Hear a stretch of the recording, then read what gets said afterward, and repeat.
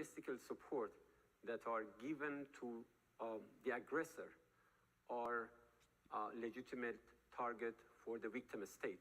So we are not attacking any country in the region. We are friendly with all countries of the region. What we are doing is just taking defensive actions. We are defending ourselves against attacks by Americans and by the Zionist regime. And as you know, many of these bases, although they are part of the countries of the region's territories, but they are completely controlled by the United States, and they are used, or better to say, abused by the United States in order to launch an act of aggression against another country of the region. Now, Iran has warned that any aggressive action by the United States against it could lead to uncontrollable consequences. Addressing an emergency meeting of the UN Security Council, Iran's ambassador said Tehran would continue to defend itself and that all bases, facilities and assets of what he called hostile forces in the region shall be regarded as legitimate military targets. Responding to aggression on large-scale war, the Islamic Republic of Iran is exercising its inherent and lawful right of self-defense under Article 51 of the Charter of the United Nations. The armed forces of the Islamic Republic of Iran are utilizing all the necessary defensive capabilities and means to confront this criminal aggression and deter the hostile acts. Consequently, all bases, facilities, and assets of the hostile forces in the region shall be regarded as legitimate military objective within the framework of Iran's lawful exercise of self-defense. Iran will continue to exercise its right of self-defense decisively and without hesitation until the aggression ceases in full and unequivocal terms. Now, China was one of the countries that called for that emergency UN meeting. It voiced a deep concern about the US-Israeli strikes on Iran. Let's get more from Katrina Yu, who joins us live from Beijing. Beijing's an ally of Tehran. They do have a good working relationship, but this was unprecedented when China called for a Security Council meeting. What were its reasons for doing that?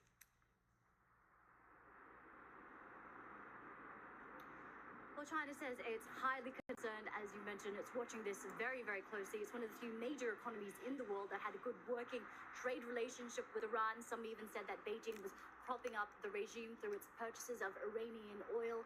So China has released an unequivocal statement. It says that Iran's national security, its territory, it should be respected. It says there should be an immediate halt to this attack to prevent an escalation, and that there should be a return to the negotiating table in order to preserve the stability of the region.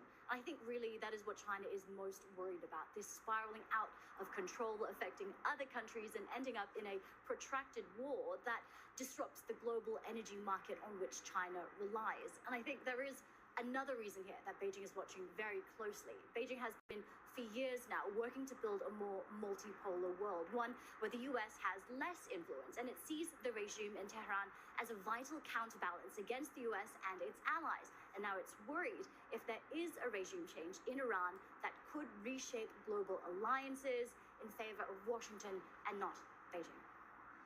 Katrina Yu, live for us there from Beijing. Thank you so much. Now, joining us from Washington, D.C. is Brent Sadler. He's a senior research fellow at the Heritage Foundation. Brent, welcome to the show. Let's get into the death of Iran's supreme leader. Donald Trump's very clear about this.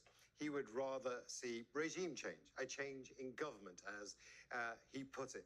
But this may well have destabilized the region, certainly in the short term. Where do you think you land on that? Well, I wouldn't say it's destabilizing the region outside Iran. It's certainly destabilizing the regime that really is the worst offender of global terrorism, and certainly has been a malign effect and regional influence for many years. And I think you're seeing many Middle Eastern countries now pushing back against Iran as it lashes out recklessly to all of its neighbors. But clearly, the nature of the regime is something to which it's a threat to its neighbors. It is a enemy, repeatedly stated as an enemy of the United States. So its demise and its departure, a regime change, I think would be in the best interest of many, not just the United States, but I think most importantly for the Iranian people who have been chafing for decades, well over a decade, for a regime change of their own. And that's the regime change that should be supported and an opportunity provided so the Iranian people can take back their country. I mean, you can't talk for 92 million people, but you can talk for international diplomacy. No one's going to trust the Americans anymore. They were negotiating. The Omani mediator, Badr al-Basri, was very clear. There is a deal on the table. We can get there. And then an all-out war against Iran. No one's going to take the US at its face value when it comes to diplomacy anymore. That's got to be damaging. I would disagree. Again, I don't think anyone thought seriously that has dealt with this regime in the past or had any experience with the negotiating tactics that they employ, that they were serious about making any concessions.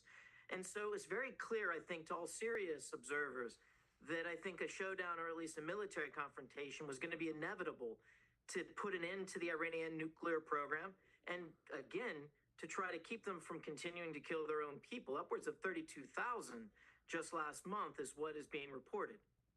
Can you really say, in all seriousness, though, that this was serious negotiations? Because Iranian guest after Iranian guest has said, we've now realized that all the Americans were doing was stalling for time, using diplomacy as a tactic, and just waiting for them to attack us. That's it. That's all they were doing. Well, the Iranians have been stalling and not providing any concessions, and the U.S. position was very clear and unchanging what was required. No uranium enrichment, no nuclear weapons program, curtailment of their ballistic weapons program, no support to their proxies in the region, and also not killing their protesters on the streets. None of these were something the regime was willing to concede to. And those were the demands. That was the negotiation. The regime chose to try to delay and chose not to provide any meaningful concessions. So, quite frankly, it was the Iranian regime that was duplicitous in this entire process. And part of their strategy was to try to delay long enough that Washington would lose its attention and we would find ourselves in domestic political midterm elections. And again, a very bad play on their part, and they're paying the consequence right now. There was an Iranian nuclear deal, the JCPOA, in 2015. It was Donald Trump that pulled out of that deal. The Iranians were sticking to it, according to the US, and then Donald Trump comes along and says, yeah, well, they might have been sticking to the letter of it, but not the spirit of it. Talking about everything that you've just been talking about, ballistic missile program support for proxies in the region, Iran said it was willing to negotiate on all of those things. Do you think then that the simple problem is that the Americans just did not believe that Iran was serious? You keep saying it, but I have difficulty believing that they'd go to all their effort. Well, let's go back and play the last 2 years of history here. Iran was instigating its proxies back in the summer of 2023 to launch a series of attacks against Israel. It became the October 7th, 2023 attacks by Hamas that then brought in Hezbollah and the Houthis and proxies in Iraq and Syria. Because that was so poorly executed and misguided by the Iranians, they lost their ability to control the military leverage that they had in those proxies. And now that this regime is the weakest it's ever been, it did not have the ability to exercise this destabilizing threat in any power that was threatening it in its nuclear program or any other of its interests. And so they really got themselves into a circumstance where their enemies were most empowered, and there was no trust in this regime, and giving any concessions to it at this point would have been sheer folly. At some point, there will be a succession plan. Shia Islam is hierarchical, and succession plans have been talked about for a very long time. It's unlikely you're going to get a friendlier or even a friendly supreme leader to the US. Is that a concern, do you think, or is it all just time to destroy the entire apparatus? Well, I think that's up to the Iranian people. who have been voicing their displeasure with this theocratic regime for many years. I think it's pretty clear there's a popular movement to have a more liberal or more Western-friendly government in Iran. And before this regime came into power in '79, there was good relations with many Western countries and even other countries that they were their neighbors to. So hopefully we can go back to a pre-1979. Yeah, but you know they had good relations, but they were also giving their oil away for practically free to the U.S. and in England at that time, which is part of the reason why their people pushed for the revolution in the first place. You know, he's not telling the full story.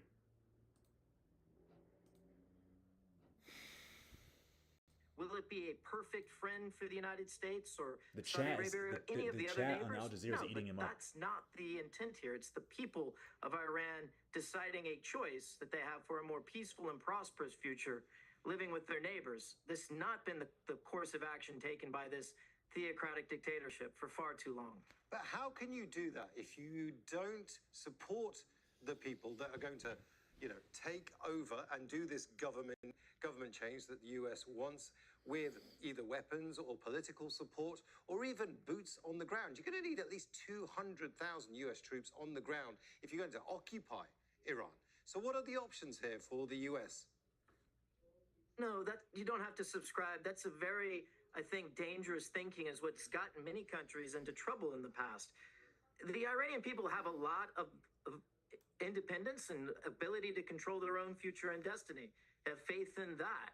Not that it requires the United States military to roll in and to dictate terms or to pick a leader. The Iranian people, I think, have more than the capability and the capacity to figure that on their own. The United States and its allies and the neighbors around Iran right now just need to make sure that there's enough space, that the right type of popular new leader that represents the will of the Iranian people, and also one in which wants to live in safety and security with its neighbors, comes to the forefront. But it doesn't require an invasion, and I think that's the last thing on anyone's mind.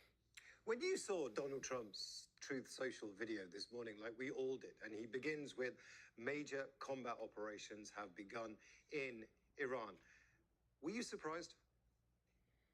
No, I was not surprised. It was pretty clear what the Iranian regime's intentions were. They were not going to give the necessary concessions. It was just a matter of time. It was a matter of how and what would be the trigger. And apparently, as we know now, it was the gathering of all of the senior leadership in Tehran earlier today that was the opportunity to strike. And so that began this current exchange of hostilities and hopefully turns a page in a new future for Iran.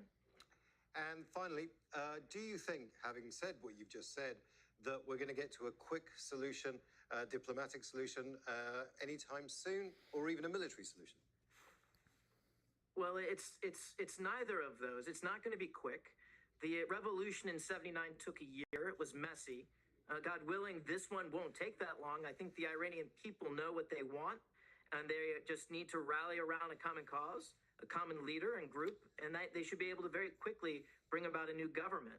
Not a year, I hope, but not in days either. The diplomatic solution is not one that should be giving this regime, this theocratic dictatorship, any type of benefit or support. It needs to be continually pressured to be moved aside and allow the Iranian people. Perhaps even a peaceful transfer of power could be negotiated. But again, the odds of that is extremely small. Brent Sadler there. Thank you so much for your thoughts, joining us live from Washington, D.C. Thank you. Now you're watching our continuing coverage of the joint Israeli and US strikes on Iran. I'm Imran Khan. The Iranian state media has confirmed the death of the country's supreme leader, Ali Khamenei, in those attacks. 40 days of public mourning has been declared. Khamenei's daughter, grandchild, and 2 other family members were also killed in the strikes. US and Israeli strikes that began on Saturday have continued into the night. Iranian media have reported more explosions in the capital, Tehran. And Iran has launched retaliatory strikes on US assets across the region, in Bahrain, Kuwait, Qatar, and the United Arab Emirates. And there have been reports of an Iranian drone strike targeting the Burj Al Arab in Dubai. Authorities confirmed the drone was intercepted and debris caused a minor fire and the hotel's facade. Iranian state TV read out a statement from the country's Supreme National Security Council announcing Ayatollah Khamenei's assassination. In the name of God, the noble soul of Imam Khamenei, leader of the great nation of Iran, the freedom seekers of the world, and the Islamic nations, has joined the highest paradise and reached his long-cherished wish of martyrdom in the holy month of Ramadan. Today, Iran, the Islamic nations, and freedom seekers in the world are grieving the evil attacks by the criminal Americans and wicked Zionists. Both the bloodthirsty enemy, who are intentionally oppressive, should know the awakened hearts of this world have found their way. And although these martyrdoms are costly for Iran and the Islamic world, it makes them more resistant and determined. And undoubtedly, the martyrdom of a personality of such great stature will begin a great uprising in the fight against the world's oppressors. Now let's go to our correspondents in Tehran and Washington, D.C. Tauhid Asadi joins us live from Tehran. Tauhid, I was just speaking to Brent Sedler from the Heritage Foundation. He says the only way this ends is if the regime does fall. Now, that's not something that's going to be easy, but do you think there is any room for diplomacy after the death of the Supreme Leader? Well, it remains to be seen because we are dealing with a highly complicated situation. And speaking of that complicatedness, we have to also take a look at the statements that just hours after less than an hour, I can say, of announcement of the killing of Iran's Supreme Leader Ayatollah Ali Khamenei is coming out. So it's not an easy anticipation. We've got the IRGC a few minutes ago with this statement, and I'm quoting them, that the most intense offensive operation in the history of armed forces of the Islamic Republic will begin in the moments, targeting the occupied territories and bases of Americans in the region. That is showing, of course, a level of escalation. As we can rest assured that the Americans and Israelis are now, according to the Iranian rhetoric, the state rhetoric, they have crossed the reddest red line possible with the assassination of the Supreme Leader of the country.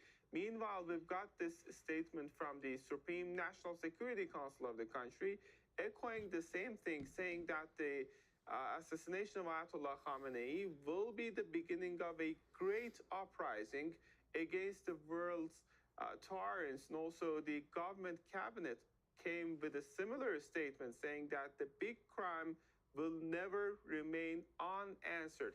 So on that, we also have to keep in mind that right now there might be a sense of polarization in the society in Iran, as there are and as we witnessed both pro-state and anti-state demonstrations and protests taking place over the past 1 month or two, specifically starting from December. Now I can say 3 months. But still, we have to keep in mind that the establishment has got strong support in a proportion of the Iranian society, while another proportion may not be that much pro-state. All in all, this is a very delicate situation. And getting back to your question, it remains to be seen whether diplomacy could pave the way for a solution. But right now, Iranians are not that much they're not that much certain that there is a possibility of diplomatic engagement for several reasons. First, just stay there because I want to put that question, I want to put what you've just said to Mike Hanna, who's joining us from Washington, D.C. You heard Tauhid there read out a statement from the IRGC saying very clearly that they're going to escalate this like they've never seen before in the coming moments. And they singled out Israel, the occupied territories, immediately. Now, that is going to get an escalation, a retaliation from the US. Now, obviously, this has been talked about within the Situation Room. It's been talked about within defense circles. Do we know what options, really, other than carpet bombing, the US has when it comes to defending Israel? Well, there were reported warnings from some intelligence officials in the Trump administration about the fallout in the wake of this type of action. They did point out their belief that Iran does have a lot of military resources in place, that it can conduct an effective retaliatory campaign. So that was known by the US intelligence community. To what degree it was influential in President Trump's decision, that we simply do not know. But clearly, the US, along with Israel, is going to a degree, prepared for this type of retaliation. It has, it believes, coped well with these initial stages of the retaliation from Iran. But the type of operation that the Revolutionary Guard is referring to there may be on another level, something that we have not seen before. Certainly, we did not see in that war, the 14-day conflict back in June last year, after President Trump ordered the bombing of various nuclear sites within Iran. The response then was far more measured, far more targeted as well, and it is understood that the US authorities were informed of when strikes were going to happen within Qatar, for example. But this is on a different level, and this is something that is going to be watched very closely, obviously, by US intelligence to see to what extent the Republican Guard can make good on its boast that it will take an action like has not been seen before. So clearly there's going to be a lot of concern about what will be happen, as that statement says, in the coming moment. Now, Mike, one of the advantages that the IRGC does have, and I'll speak to Tauhid about this in a second as well, but one of the advantages it has is if it keeps this going for a little while, because Donald Trump wants a swift victory, doesn't he? And that could become a bigger problem for him if this drags on for a month, a year, even 2 years. Well, it may be absolutely key for President Trump to make this a swift victory, as he would see it. He does not want to get bogged down in a conflict which he has criticized in the past and which he pledged during his campaign, during his first term and now during his second term. He would not get the US involved in. Any long-standing conflict that puts American lives at risk is not going to be popular in the long term. This particular one, opinion polls show, is not popular among the majority of Americans either.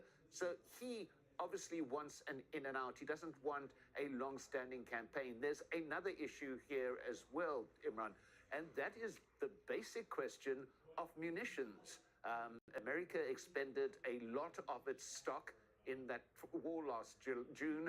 It's also expended a lot of its stock in other actions, like backing Israel in its action against Iran, weaponizing Israel, also cooperating with Saudi in that war in Yemen. So there's been a lot of military supplies used, and this is a finite resource. And that is something that is of...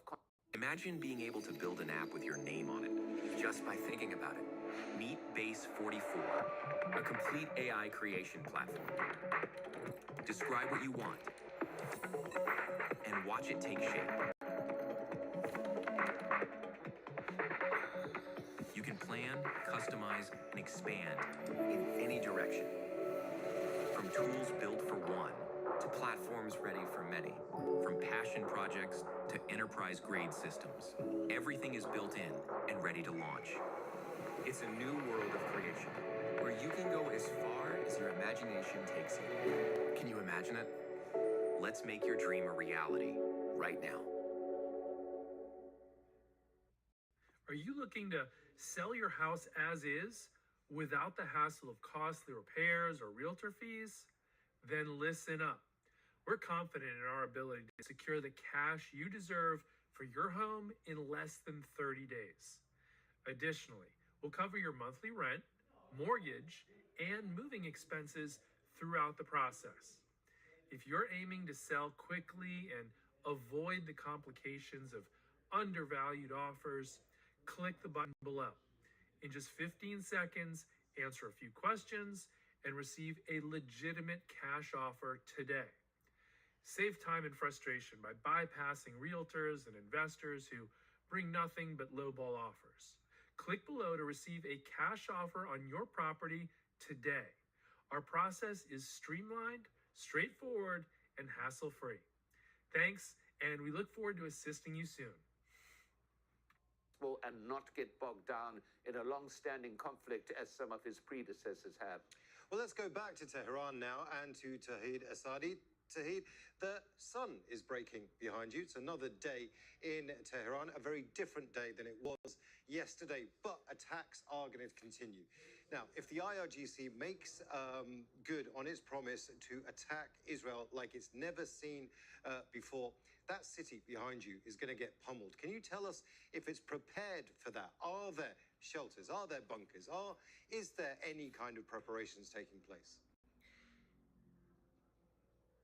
Well, previously we've got actually officials from the Tehran municipality talking about the sort of preparedness, but the reality on the ground, as they were trying to explain some options on the table, they referred to, for example, metro or subway stations, and the reality on the ground remains quite vague. As far as we know, we don't have that much of specific places. And of course, we have to keep in mind that when we speak about the shelters, also we have to talk about the Tehran's population. You know, the province includes just the capital and some cities around it, and it hosts around roughly 14 million people. But another part of the story is that a considerable number of the society, just from the very early hours of the attacks being started yesterday, decided to evacuate the city. We saw heavy traffic, specifically in the highways that just went actually out of the city for hours and hours. And right now, compared to the very ordinary day, we can see less traffic and less people across the city. So this is another aspect that we have to take into consideration. But still, we know that the stakes are high, as we hear a lot of statements about the possibility of escalations, and that's running the risk of civilian casualties, fatalities down the road. Tauhid Asadi and Mike Hanna live for us there from Washington, D.C. and Tehran. Now, Harlan Ullman is chairman of the Kilowan Group and a former U.S. Navy officer. He says the killing of Iran's supreme leader could come back to haunt the United States. I think we made a big mistake in killing Khamenei. He's now a martyr, and if Ali Larijani is still alive, he's a very competent person. He's chairman of the Supreme National Security Council, and this is a formidable enemy. Now, whether the administration hopes he will be the equivalent of Delcy Rodriguez in Venezuela and negotiate, Talking about I don't think so. people of Iran But I'm not deserve sure to be because free. we killed all the leadership of Iran, that's going to make them more negotiable. Do I think they when deserve to have their fucking Larijani, elementary schools bombed and that too? could come back to haunt us. So I think it's going to be Larijani. Nah, he's not. He's running not the alive. country, H. Busta. And I think, as I said, He's he's going gone. to be empowered. Look, He's gone. from a Iran military themselves perspective, said it. the strike was extremely impressive. But there are a couple of issues here. Decapitation only works when you get all the leaders. And I don't think that we got all I mean, the listen. I leaders. think people in Iran deserve still to has live substantial capabilities. Remember, it's been in the equal drone lives. business for a very long time. They deserve to have selling lots of equality and drones to respectable Russia. lives. So They I don't think deserve to they've got live in a lot of poverty. stuff But hidden away. And thirdly, even though we seem to there's a have lot of formidable foreign force out intervention there, and they can only continue the attack for a finite period, whether it's a week or 2 weeks.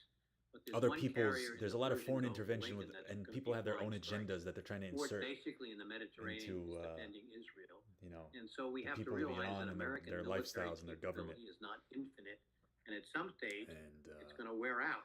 seems And very so the artificial. administration needs to have a policy, supposing the government does not fail, that the Iranians do not rise up, and we have chaos. What is Is plan that a B? verified One of the number, big problems in 30,000? the Who region verified in that Iran number? That's pretty is that high. there's But even critical if they shortage of did kill water that many, and food. The economic listen, I'm situation not is saying that's disastrous. okay. But at the same time, 1.7 million reals to the dollar.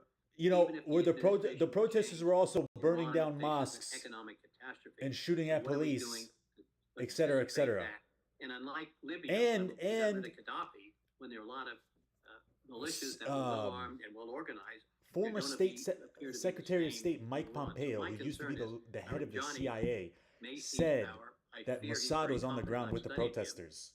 And I don't think that that necessarily makes the situation better for us, despite how effective the attacks seem to have been. I hope these Iranian baddies Now, Tehran has who been went viral on retaliating with a TikTok are series safe for of real, for real. strikes targeting multiple locations in Israel. Neil Kaloji, thank you for the This was the scene earlier in subscription. Tel Aviv, where emergency crews say one person was killed and at least 20 others injured.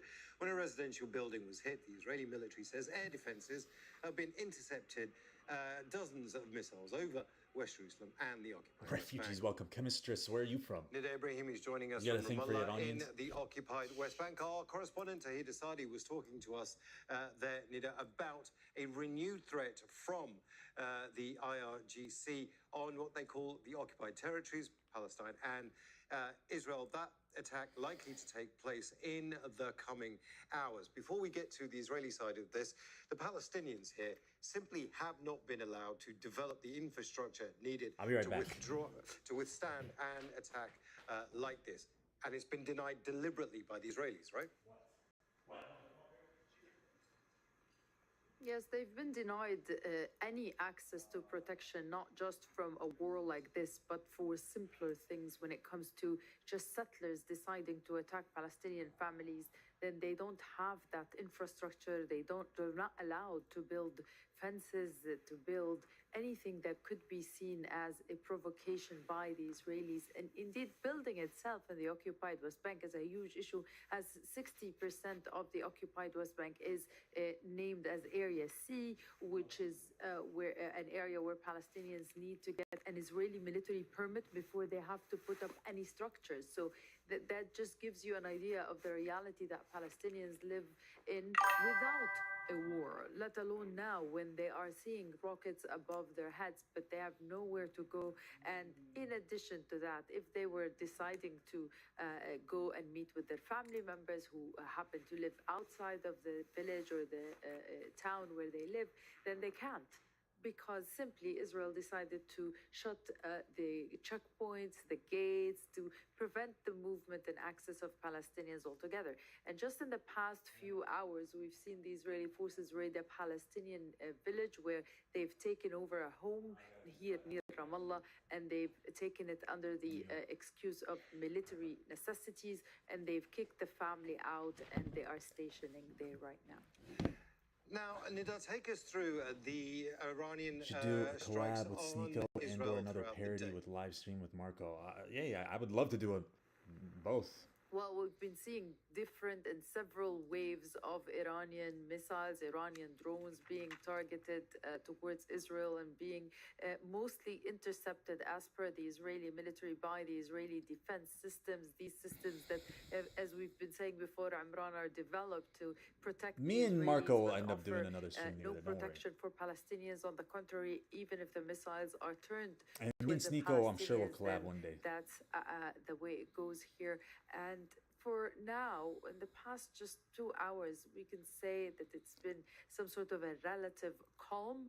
But I'm gonna now be the honest, this tension reporter is rising gorgeous to as me. the as She's the like wifey Iranians material to me. are threatening another wave of strikes. Now, in total, according to the Israeli ambulance What do you guys think? service, One in the chat. the toll in Israel if in she's day valid. one of the attacks has led to the killing of one Israeli woman and 121 Israelis who have been injured. Most of these injuries were considered minor.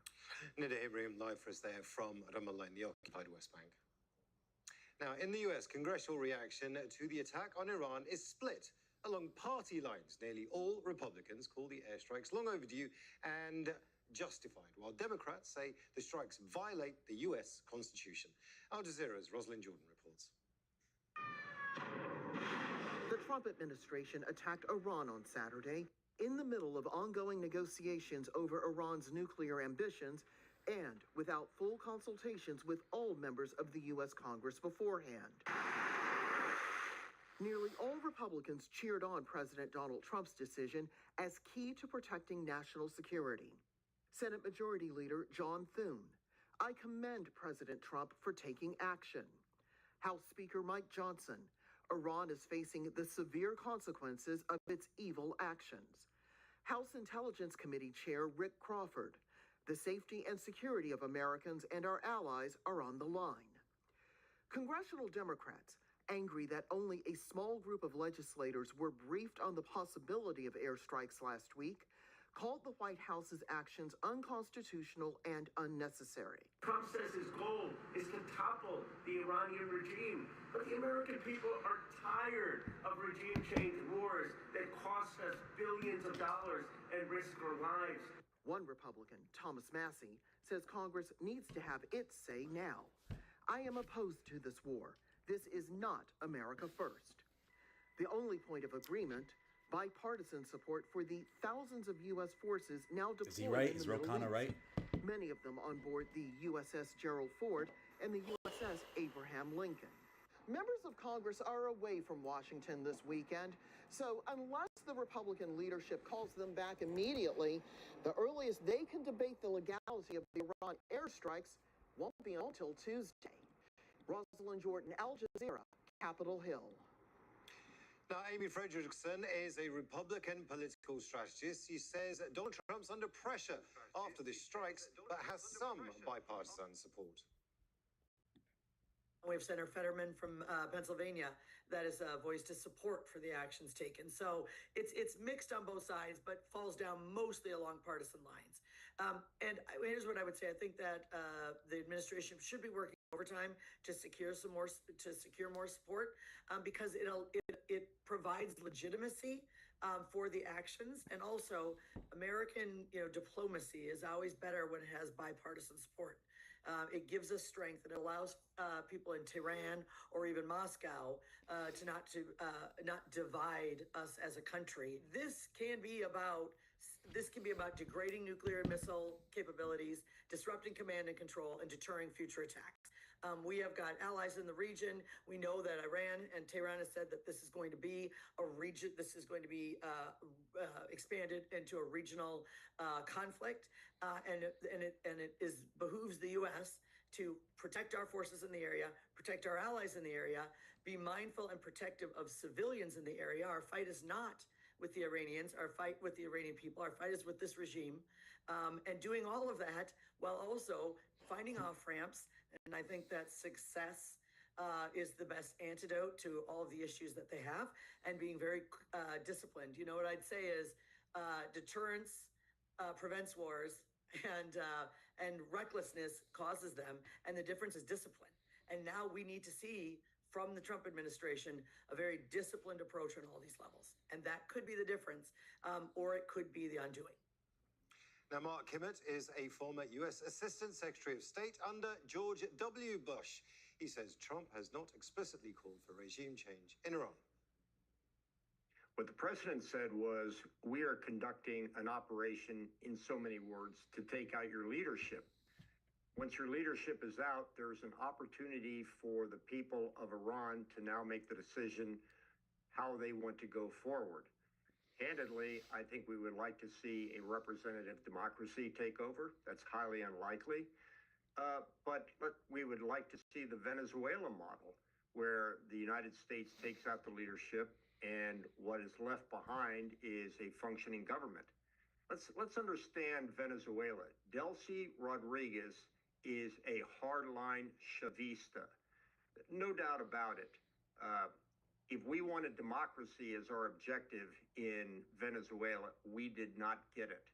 What we did get is a country that we can work with between the United States and Venezuela. Call it a client state, call us a hegemon, whatever the words you want to use.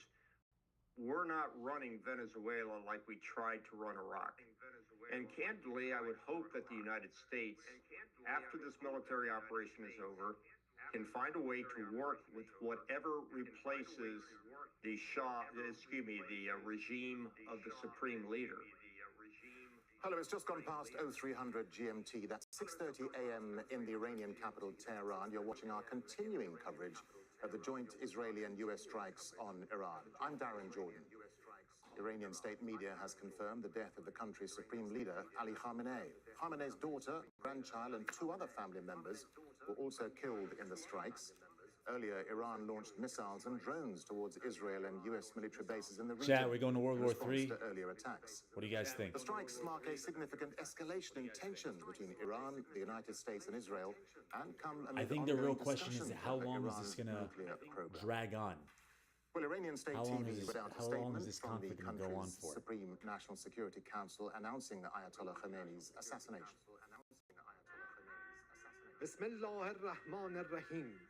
In the name of God, the noble soul of Imam Khamenei, leader of the great nation of Iran, the freedom seekers of the world, and the Islamic nations, has joined the highest paradise and reached his long-cherished wish of martyrdom in the holy month of Ramadan.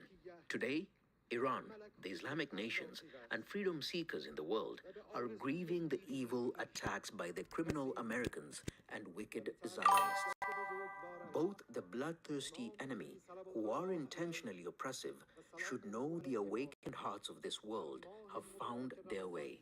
And although these martyrdoms are costly for Iran and the Islamic world, it makes them more resistant and What's up, determined. Mr. And Greek? I can't undoubtedly, read your name. the martyrdom of a personality of such great stature will begin a great uprising in the fight against the world's oppressors. Well, the developments are unfolding as a joint U.S. and Israeli aerial campaign's been targeting Iranian military and government sites. Iranian media have reported more explosions in the capital, Tehran. In response, Iran has launched missiles and drones towards Israel and U.S. military bases across the region. Well, Al Jazeera's Mike Hanna joins us live now from Washington, D.C. Mike, so confirmation from the Iranians then that the supreme leader is dead. President Trump seemed pretty certain he was dead when he made that announcement earlier. The intelligence was clearly correct. Yes, indeed. We still don't know what the source of President Trump's intelligence was. He had earlier in the afternoon made a comment that he believed that reports that Ayatollah Khamenei was dead were in fact correct. But then when he issued that Truth Social statement, that was a statement, a lengthy statement, that was clearly very carefully prepared. A lot had gone into it, so obviously he was completely convinced at that particular stage, which is quite a while before the Iranians actually confirmed the killing. But what we do not know in all of this is what was the source of the president's original information, whether it came from his own intelligence sources within the US or whether it was in fact passed on to. Your health deserves more than guesswork. At Prenuvo, our whole body MRI scans for hundreds of conditions without any radiation, including cancers as early as stage. President Trump got the information from his Israeli allies in this conflict with Iran. And Mike, what does this now mean then for Trump and the war? Does Trump now claim victory and bring combat operations to an end and use perhaps the Venezuela model going forward, where you institute behavioral change in an existing regime? Perhaps so. It does appear that President Trump wants this to be over quickly. He wants to get in and out. And the reason for this is political as well as strategic. He cannot afford to get stuck in a long, embroiled conflict, to have U.S. soldiers being put at risk in a never-ending war, which some of his predecessors may have started. And President Trump actively campaigned against both his runs for president and was very vocal in terms of the fact that it is not the U.S. job to go and fight wars in other countries. He's essentially an isolationist. And this is why he would prefer for this to go past quickly. We heard him earlier on in the day in a comment to news media saying that, oh, this could last a couple of days, and then we can go back in a couple of years if Iran try to develop their nuclear capacity again, having claimed that they've been trying to do it this time. But so there is definitely political pressure on President Trump to get this done with. He does not want to get involved in a long war. But what is crucial now is the next 72 hours, perhaps. What actually happens in Iran in the wake of Ayatollah Khamenei's killing? And now this would be critical not only to the Iranian people, obviously, but also perhaps to President Trump's standing as a leader within the United States, both domestically, bearing in mind midterm elections coming up in November, but also internationally in terms of his standing as a president who claims that he ends so many wars. He does not want to be seen as starting another one. Yeah, that's an interesting point you make, Mike. I mean, just remind us again about the domestic U.S. response to the airstrikes. I mean, you touched on it there. Senior members of his MAGA base have already come out and said, this is not what we voted for. And some members of Congress have even said they were not consulted before the strikes began. Warrior Inc., you must be Indeed, yes. confusing Well, me with somebody there have else. been some members of this MAGA movement who have been upset about this decision to carry out this campaign along with Israel. They are angry because this is exactly what President Trump said he would not do, and that this is something that he has criticized previous presidents for doing. Then within Congress, it's largely Democrats who've been vocal in opposition to his decision to go into this conflict. There are some individual Republicans. So, I don't know if this is going to be like World War III. I think Russia's tied up with Ukraine. China, I don't think is going to fight. It sounds like Iran's pretty much on their own unless their proxies want to help. Which I don't think they're going to do much, to be honest with you. So it's them versus America and Israel, right?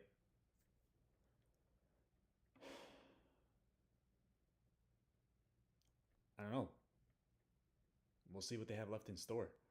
If their missiles haven't been bombed already, we'll see. We'll see. Only time will tell. I don't think anybody can guarantee the future, right? But only time's going to tell how this war is going to play out. If Israel and America bomb their weapon stores and their missiles this Saturday, today, and wipe them all out, then they're kind of screwed. But if they got weapon stores that they haven't been wiped out, then we'll see. But from what I've been seeing, it hasn't really seemed like they hit Israel that hard, like compared to the summer. I've been seeing them attack a lot of the Gulf countries and the military bases there. Some civilian infrastructure there too. Some drones hitting buildings there, etc., etc. I don't know what their play is there. Make their lives miserable so they can put pressure on Trump to stop the war. I don't know if that's really going to work, though. But so far, it's not looking good for Iran.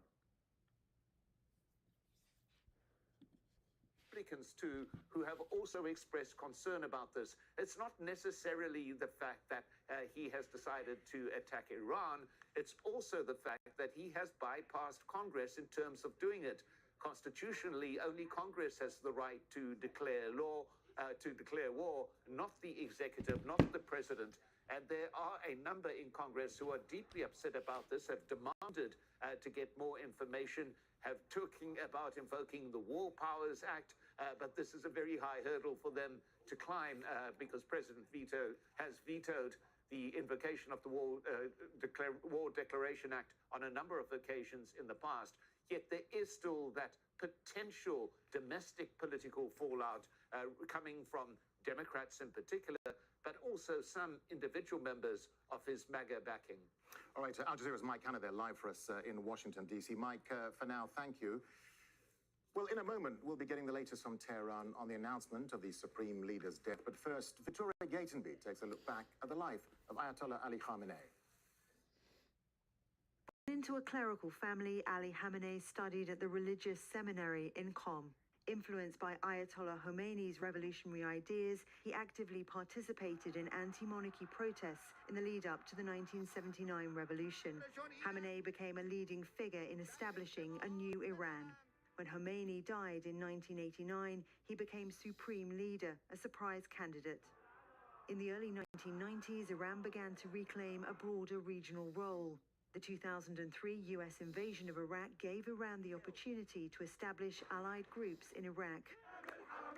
When the Arab Spring erupted in 2010, Iran supported Syrian President Bashar al-Assad's military suppression of the opposition, and its influence expanded in Syria, Iraq, Lebanon, and Yemen, which Iran refers to as the Axis of Resistance.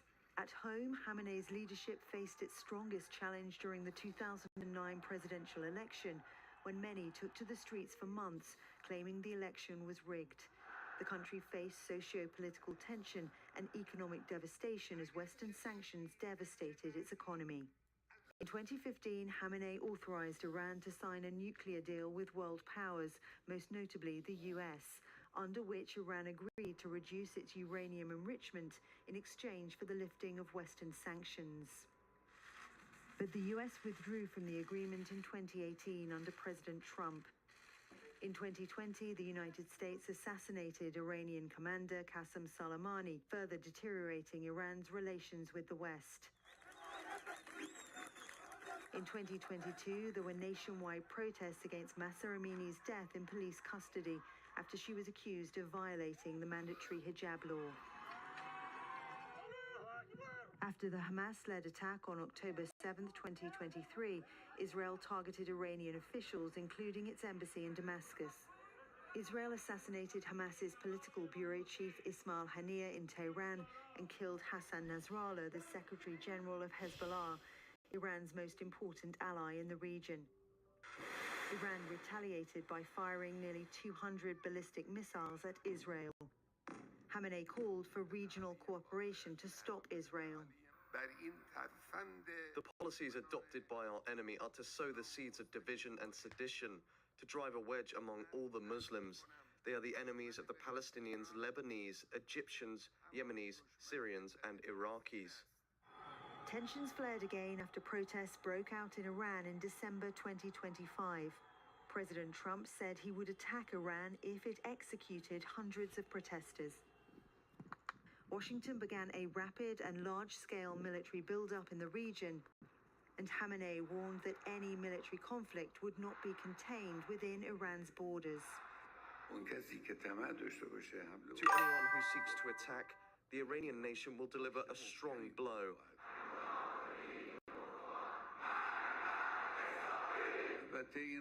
Americans should also know that if they start a war this time, it will be a regional war.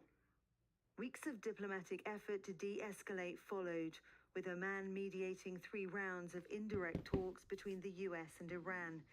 Iran had proposed a deal authorized by Khamenei, but on the eve of further talks, Israel and the US attacked Iran. With the assassination of Ayatollah Khamenei, Iran now stands at a historic crossroads, facing a future without the man who'd guided the nation through turbulent times for decades. Well, we have a team of correspondents in Tehran, Washington, D.C., Major Buster, he said Ramallah it's fake in the news occupied according to West Bank, what? and Beijing, Their own government and also confirmed here it. in Doha. And before we talk live to our teams, we're just getting breaking news that Iran's Secretary of the Defense Council, Ali Shamkhani, and Mohammed Pakpour, the head of the IRGC, have been killed in those US-Israeli strikes. Let's go first to Tauhid Asadi, who joins us live from Tehran. Tauhid, so the death of the Supreme Leader has officially been announced on Iranian state TV. Before we talk about that, tell us more about these 2 people, senior officials, who it's just been confirmed they've been killed. Iran's Ali Shamkhani, top advisor to the Supreme Leader, and Revolutionary Guard Commander Mohammed Pakpour have been killed in strikes. What more do we know?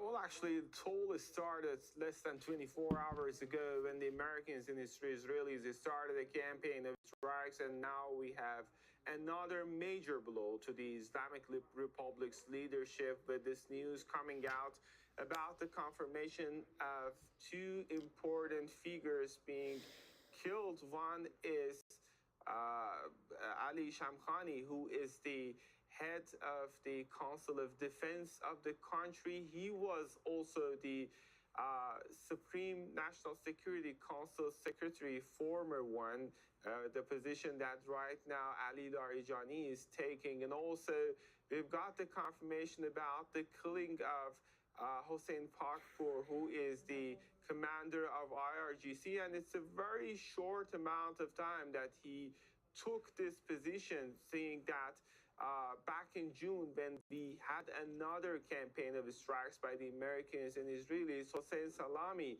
who was the commander of IRGC, was killed that event by itself was a major blow, major actually development, seeing that a lot of military commanders of the country were killed. But right now, we are receiving reports of another group of Iranian military commanders being killed in the American and Israeli strikes, and that is going to put a certain amount of impact, as these are, specifically when it comes to the head of IRGC, these are the people who are being appointed by the supreme leader of the country, who was a few hours ago confirmed killed, after some reports coming from the American and Israeli side in that regard. And we had a period of denial from the Iranian side, but at the end of the day, we've got confirmation. What's going on, Ryu, Ken? This is a very critical situation, and we're following to see what comes next. Yeah, and the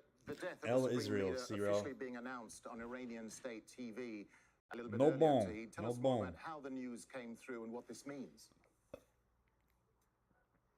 Well, it means a lot. Israel's not It means America's a ally. lot because this is perhaps the most important development over the history of Islamic Republic.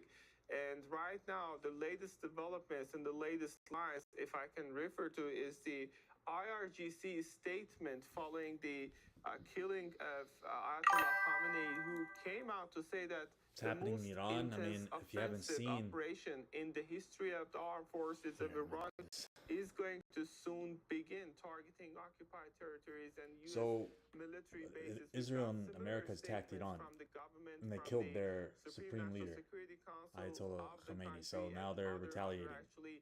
Branches and segments of Iranian He's talking about who they're going to hit. Iranian political establishments, running the risk of further escalation down the road. Also, we've got the announcement of 40 days of mourning, as well as we can see right now that people are going to downtown, specifically Engelab Square. Funerals or other ceremonies are being organized in that regard. And of course, we know that this is a critical development, not just speaking of the domestic impacts, but also when it comes to the foreign relations and foreign behavior of Iran while the country is still under the attack. Yeah, Tahid, and you talked to us earlier in the night about this being a game to change the trajectory or the dynamics of the war, particularly now with the death of the Supreme Leader and also those senior regime figures.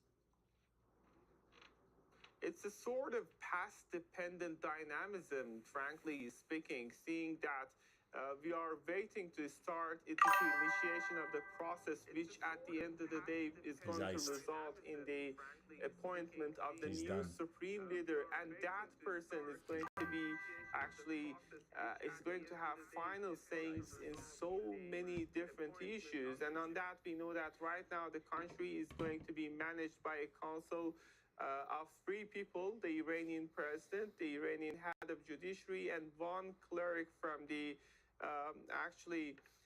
guardian council. And then we're going to have the assembly of experts, or Majlis Khobregan in the Persian legal system, making a final decision about the appointment of the new supreme leader.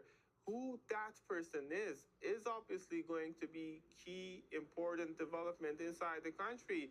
And that's going to be a sort of oscillation between the ideologies, the legacy of the Iranian Supreme Leader Ayatollah Ali Khamenei, and maybe a sort of realistic pragmatism, cautiously calibrated with respect to the very realities on the ground, with respect to the very fact that Iran is facing attack, and this continuation of attack is something that could jeopardize even the very sovereignty of the country. All right, Al Jazeera's Tahid Assadi, they're live for us on the Iranian capital, Tehran. Tahid, thank you. Let's cross What's to the Nida GB Ibrahim. News? She joins us live from Ramallah in the occupied West Bank. Nida, so you're there in Ramallah. Yo, this girl is beautiful to overlooking me. Tel Aviv. Tell She's us gorgeous. about what you've been seeing and hearing throughout the day in Israel and in the occupied territories where you are. Well, we are here in Ramallah, and as you say there, Darren, we're overlooking Tel Aviv, and we've been seeing how the Israeli defense systems were launching intercepting missiles to try and thwart the missile launches that came from Iran. But as of 2 hours ago, we resorted to some sort of relative calmness. Of course, we still listen and hear the sounds of Israeli war jets flying and hovering overhead. They might be heading somewhere. We don't know if they're heading to Iran, as we've been hearing the news of another wave of strikes targeting Tehran and other Iranian cities. But indeed, it's the alerts from the Israeli home front have been subdued for now, even though we've been hearing in the past few minutes about the threat from the Iranian side, from the IRGC, talking about the most ferocious wave of attacks yet. So, of course, that raises the tension amongst Israelis here, but also amongst Palestinians, who are not only left without shelters to go to, without defense systems to try and push missiles away from them, but they're also subjected to Israeli settler attacks and Israeli raids. One Palestinian man has been killed as a result of an Israeli raid in a village near Hebron in the southern occupied West Bank.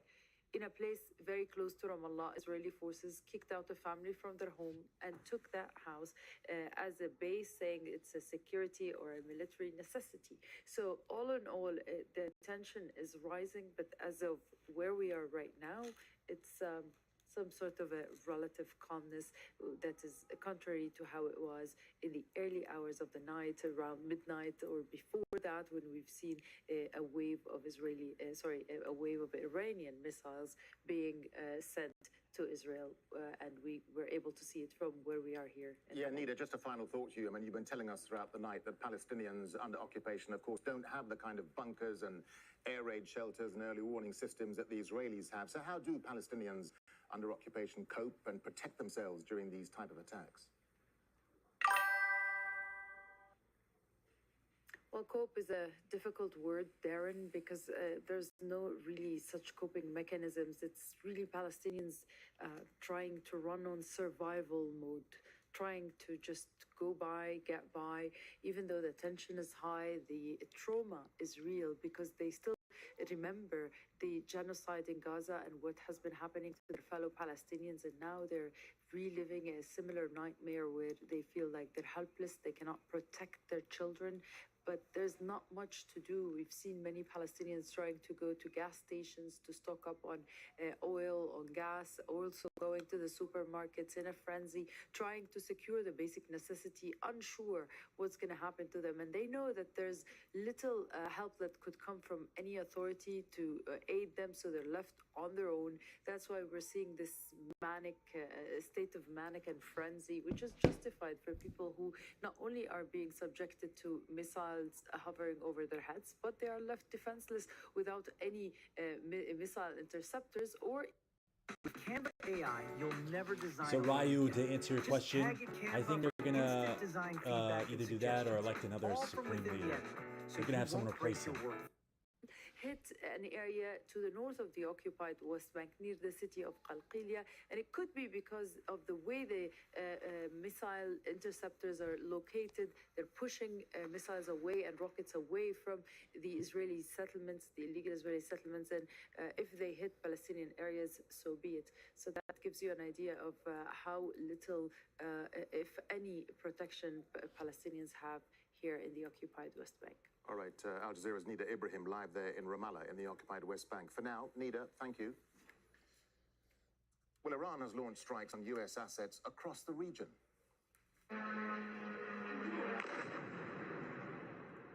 Iranian drones have struck several residential buildings in Bahrain's capital. It's not yet known if there are any casualties.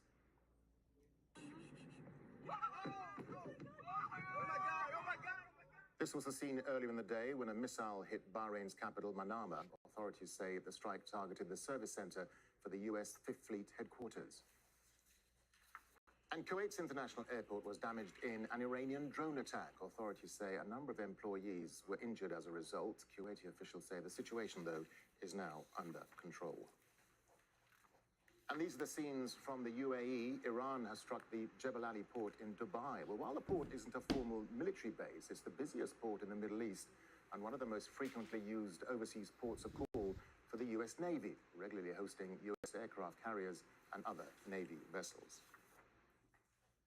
In a separate incident, 4 people were injured after a ballistic missile attack on Dubai International Airport, one of the busiest airports in the world. The UAE government also denounced the strike, calling it a blatant attack involving Iranian ballistic missiles. Similar attacks were reported at other commercial airports in the region, including Kuwait International Airport, forcing closures and widespread flight cancellations. And there have been reports of an Iranian drone strike targeting the Burj Al Arab in Dubai. Authorities confirmed the drone was intercepted and debris caused a minor fire on the hotel's iconic outer facade. No injuries have been reported. The Qatari Defense Ministry says it intercepted 63 missiles and 12 drones fired towards its territory. Officials say the attacks resulted in at least 8 injuries. One person is believed to be critically injured. 2 ballistic missiles reached the Al Udeid air base operated by US forces and home to the US Central Command. Qatar's foreign ministry says it has summoned the Iranian ambassador. Well, Ibrahim Sultan Al-Hashemi is Director of Media and Communications in Qatar's Ministry of Foreign Affairs. He says Qatar reserves the right to respond to the attacks. In the name of God the Merciful, the state of Qatar condemns in the strongest possible terms these ballistic missile attacks and considers this operation as a blatant violation of its sovereignty and the safety of its territories, and also a grave escalation that threatens the stability of the whole region. The Ministry of Foreign Affairs has already affirmed in an official statement that it reserves its full right to respond in accordance with international law and with the Charter of the United Nations in proportion to the size of the attacks in order to protect its sovereignty and to protect its higher interests. Well, Al Jazeera correspondent Resul Serdar has reported extensively from Iran. He joins us on set now to unpack the latest developments. Resul, so confirmation then, as we've been talking earlier, that the Supreme Leader, Ayatollah Ali Khamenei, is dead. Tell us how the news came through and what this means, Resul. Well, it is quite significant for Iran. So when we're talking about Ali Khamenei, so he has been the leader, Supreme Leader of Iran for 37 years. So the revolution has happened in 1979.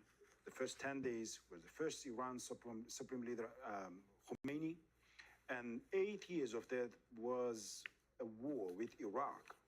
So the state has not been formed after the revolution. The one that built modern day Iran is actually Ali Khamenei. So he's the architect of the Iranian politics, Iranian security apparatuses, state institutions, public institutions, and almost anyone that you see that are running the institutions and the state today have been directly or indirectly appointed by him. And almost majority of the institutions that are now running the states have been shaped and founded by him. And now Ali Khamenei is no more. So that is leaving a huge vacuum for Iran. It was quite unexpected. Yes, he was an old guy, 86 years old, but still mentally was very much sharp, and his death was not expected. So there hasn't been any name publicly being uttered that's going to be his successor. So here he has been the builder of the modern day Iran. Let's just remind our viewers, Resul, that the Islamic Revolution is deeply embedded in the politics, as you've been saying, the institutions and the society of Iran. But with the Supreme Leader now dead, talk us through the system, the constitution, and how the succession plan actually works. Look, when we talk about Iran, so officially, you have 3 bodies that are running the state. So it is the judiciary, the government, and also the legislative.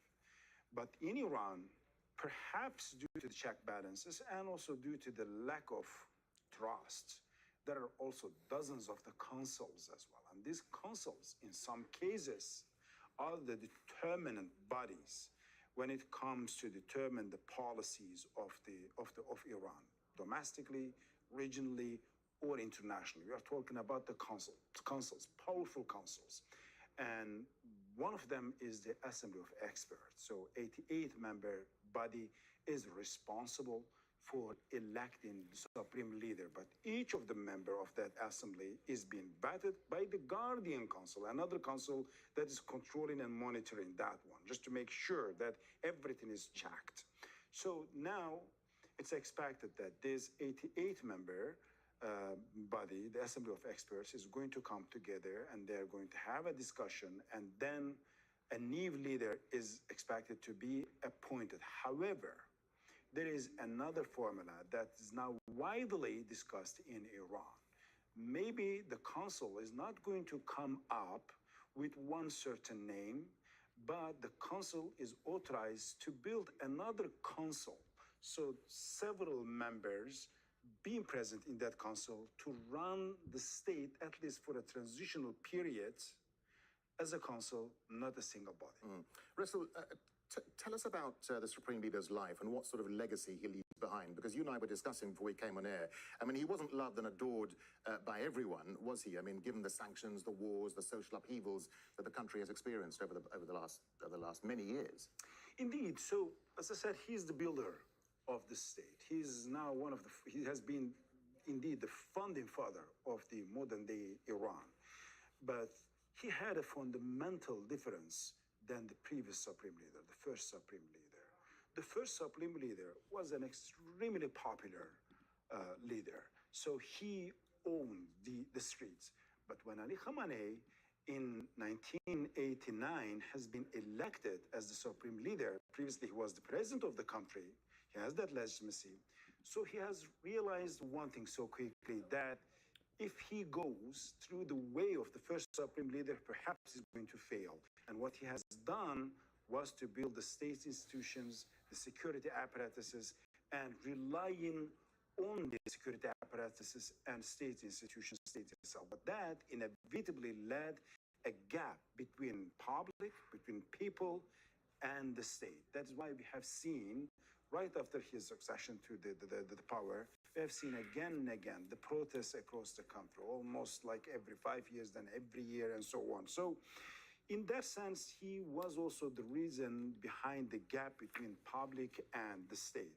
But also, we should know that he has been a leader that almost for 4 decades has led his country through dozens of ups and downs, regional conflicts, domestic upheavals, and many more. And somehow he has been a trusted captain by a significant amount of the society as well.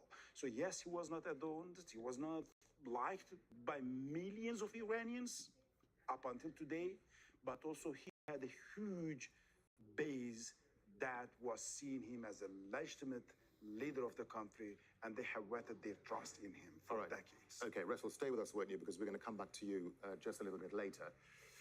If you're just joining us here in Al Jazeera, you're watching our continuing coverage of the joint Israeli and US strikes on Iran. Iranian state media has confirmed the death of the country's leader, Ali Khamenei, in those attacks. 40 days of public mourning have now been declared.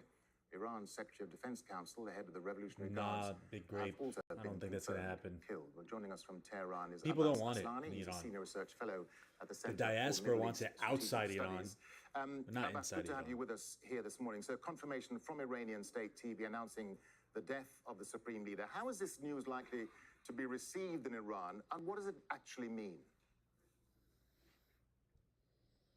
Well, this could be a great vacuum for the country, as he has been leading the country throughout decades and synchronizing different institutions and governmental centers in the country.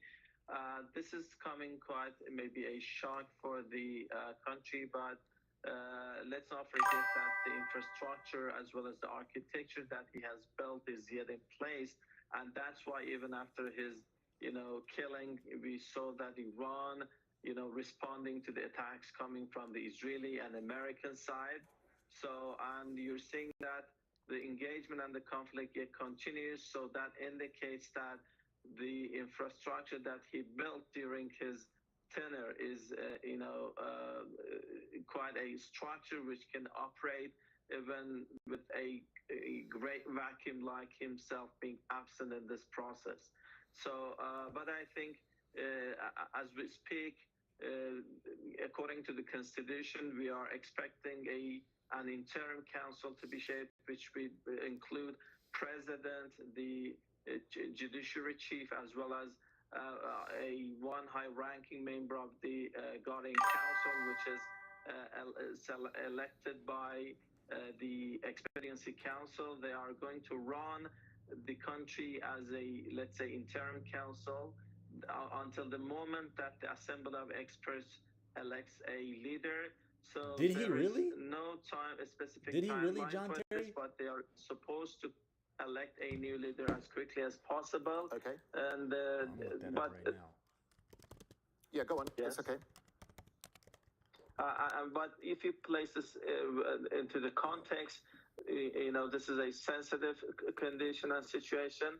So that's why it makes it a bit, you know, very much more important than a normal time that the country is supposed to elect a new leader. So this challenging time is very sensitive for the country, and in order to navigate this difficult situation, so this adds to the sensitivity of this electing a new leader. Yeah, Abbas, let me just jump in here. How much of a game changer could his death be? And what does this mean then for the trajectory of the war in terms of Iran's continuing response to the strikes? We've already heard that there will be increased strikes from various Iranian officials. Well, that remains to be seen depending on who is the next leader. But as we, you know, so far, as we have witnessed the recent developments, it seems to be the continuity so far, because the foreign policy in the country, if you're, you know, asking about, you know, this issue, is not just decided by one person. For sure, the leader has an important say in this process, but the other institutions or bodies of the government, they are also very influential and impacting this process. And this seems to be relatively more subject to continuity than a fundamental change. But we have to be waiting to see who is elected as the leader. But as we speak, no fundamental change is expected, because the policies that the United States or Israel have been adopting toward Iran is not that much, let's say, favorable among other circles or factions in the country as well. Many observers, Abbas, think that the mediation efforts between the US and Iran were just a stalling tactic until the Israelis and the Americans are ready to strike. What's your take, just very quickly, on why and how the mediation turned so quickly into war? Now, some are interpreting this as a tactic, as you said, to prolong the process that the US has enough to build up in the region, or as a kind of deception tactic in order to, you know, create a surprise factor for the country, and which was not the case maybe this time. And this is very somehow meaningful, specifically at a time that Iran, the US officials, as well as Omani foreign minister, were speaking of a great and significant progress in the process of the negotiations. So this indicates that the US was not genuinely seeking a deal or agreement with Iran, but they were waiting for the time, you know, or conditions that were suits them in order to initiate a new aggression against the country. John. Just a final thought to you, Abbas. Free Palestine. Shout out to you, President Trump has been urging Iranians to take over the government when the strikes are over. But of course, Iran has many different minorities, many sectarian communities. What is the likelihood then of some kind of popular uprising in the context of minorities looking after their own interests in Iran? Well, for sure, there are those who might not be happy with the current political system, or they might have been protesting, but you cannot ignore the rest and the, let's say, a majority who normally at the time of aggression are trying to unite around the flag. And this somehow, whether this is Islamic Republic or a different political system, this has been the classical, let's say, reaction from Iranian society toward any external aggression. So I'm a bit hesitant about this, that this will result in a, let's say, public, you know, uprising against the current system, because people know that such kind of condition can result in more instability and insecurity in the country. Specifically, the other examples in the region, like what Israel did towards Syria, is also a lesson that Iranian people are trying to integrate into this current situation. And I think maybe the majority of the population in the country will try to avoid that scenario in order to make sure that the country will not, enter into a stage which sees more volatility as well as, let's say, more instability. All right, Abbas Aslani, many thanks for your time. Thank you. Good to be with you. He Now, had the to have United known Nations it was going to Secretary General happen. has described the US-Israeli attacks and the Iranian response as a grave threat to international peace and security. Don Mar, Antonio that's crazy, Guterres was bruh. speaking during an emergency meeting of the UN Security Council. China was one of the countries that called for that emergency UN meeting. Let's speak to Al Jazeera's Katrina Yu, who joins us live from the Chinese capital, Beijing. Katrina, so China has voiced deep concern over these airstrikes. What more have Chinese officials been saying? That's right. Well, China is one of the few major economies in the world that has a strong and robust relationship and trading relationship with Iran, despite US sanctions. It's one of the largest buyers of Iranian oil, and it was seen by many as economically propping up the regime through this purchase.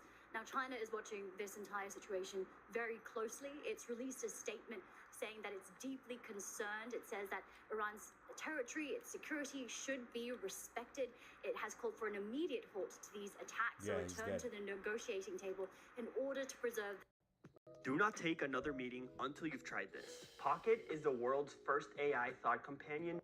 Concerned about this spiraling out of control, affecting other countries and ultimately disrupting the global energy market, one on which Beijing really relies on. I think there's another reason too why China is watching this situation very Ravenclaw, closely. you're welcome. For many years, And, Beijing has been trying to guys, build a if you more could multipolar subscribe, I'd world, love one that. where the Appreciate United that. Thank you States very has much. less influence, and it sees the regime in Tehran as a vital counterbalance against the US and its allies. Ultimately, if there is a toppling of the regime or a change of the government there, what this could do is reshape global alliances, and it could do this in favor of the United States and not China. All right, Katrina Yu there, live for us in Beijing. Katrina, thank you. Well, Iran's Revolutionary Guard has announced what it calls its most intense offensive operation to date, saying it'll target Israeli and US military bases in the Middle East. Let's go back to Al Jazeera's Tahid Asadi. He joins us live from Tehran. So, Tahid, just tell us a bit more about these latest threats coming out of Iran. Well, actually, this is the statement that we just received from IRGC following the announcement of and the confirmation about the death of Ayatollah Ali Khamenei, the supreme leader of the country, coupled with other lines that are coming about the assassination or killing of other Iranian critically important officials, including the head of or the commander of IRGC, as well as the secretary for the Defense Council What do of you the suggest, country, Timothy? two important figures that were also confirmed to be killed. And right now, Iranians, when it comes to the military sphere, IRGC, as well as other related military bodies, are saying that there is going to be a crushing answer ahead for the Americans and Israelis. IRGC said that soon it's going to start a campaign of strikes against, and it's going to quote unquote, it called it actually the strongest in the history of armed forces of Iran. Also, the cabinet, the government came out with a similar statement saying that this recent crime is not going to be left unanswered. So what we can see right now, and we can rest assured about, is that escalation is name of the game, and we are waiting to see how this military development is going to take place in the next few hours. On the other hand, there is this sort of Shout out to New Hampshire. I've been to very New Hampshire. I love it. changing situation that we have been witnessing in the country. We are waiting for What protest are you talking about, the Timothy? political developments inside the country, specifically the formation of a council composed of the Iranian president, Iranian head of judiciary, as well as the one of the members of the Guardian Council, who is going to actually, all in all, in this council, they are going to take the control of the country. Ali Larijani, the Supreme Security Council's secretary, of course, is going to be a key player out there. And then at the end of the day, we are waiting for the experts assembly to have a session to start the process of making a decision and appoint a new supreme leader of the country. Whoever he is, it's going to be a paradigmatic shift while the legacy of Ayatollah Ali Khamenei might remain, we can also, on the other hand, expect some changes depending on the person who is going to take the office. So the death, Tawhid, of the Supreme Leader was officially announced on Iranian state TV. Just tell us a bit more about how the news came through and what this actually means for the country, particularly now as it goes to war with the US and Israel. Yeah, exactly. It means a lot as we see the context in which the country is dealing with another campaign of strikes that started less than 24 hours ago. And when here in the capital, we heard massive sounds of explosion, specifically in Pastor neighborhood, from which I was reporting yesterday about these massive sounds of explosion being heard. And then later, news came from the American and Israeli sides, and later U.S. President Donald Trump, about the killing of Ayatollah Ali Khamenei. For a period of time, the Iranian stance was denial about these reports, but later, the state TV confirmed the killing of Ayatollah Ali Khamenei. In that regard, we know that also some members of his family, including his son-in-law, including his daughter, including his grandson, are also killed. This is a big, big development, paving the way for fundamental shifts, of course, inside the Iran, which is not just related to the domestic sphere, but also when it comes to foreign behavior of the country. Speaking of the latest developments, we know that the government, the state, of course, has announced that there's 40 days of public mourning. And from the early hours of morning, we are seeing people going to downtown Inqilab Square. Funeral is being arranged, even though we don't have much of details in that regard. And of course, this is something that we are closely watching to see what comes in terms of the next rounds of events. All right, Al Jazeera's Tawhid Asadi, they're live for us in the Iranian capital. Tawhid, for now, we'll obviously come back to you a bit later. Thank you for that. Let's cross to Manuel Rapallo. He joins us live from Washington, D.C. So confirmation, Manny, from the Iranians that the Supreme Leader is dead. President Trump seemed pretty sure he was dead when he announced it earlier. The intelligence was clearly correct then.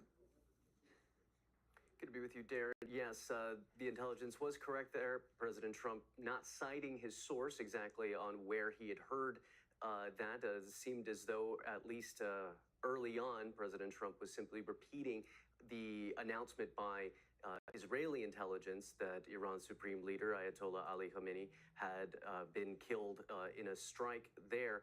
But the narrative here, the primary narrative from the Trump administration, from senior officials at the White House, has remained unchanged, and that is that this Operation Epic Fury, was necessary to protect American forces in the region, to serve as a deterrent to Iran, and also to contain Iran's nuclear ambitions. President Trump also framed this as an opportunity for Iranians themselves, for the Iranian people, to take control over their government. So at the end of the day, here in Washington, things have gone quite quiet.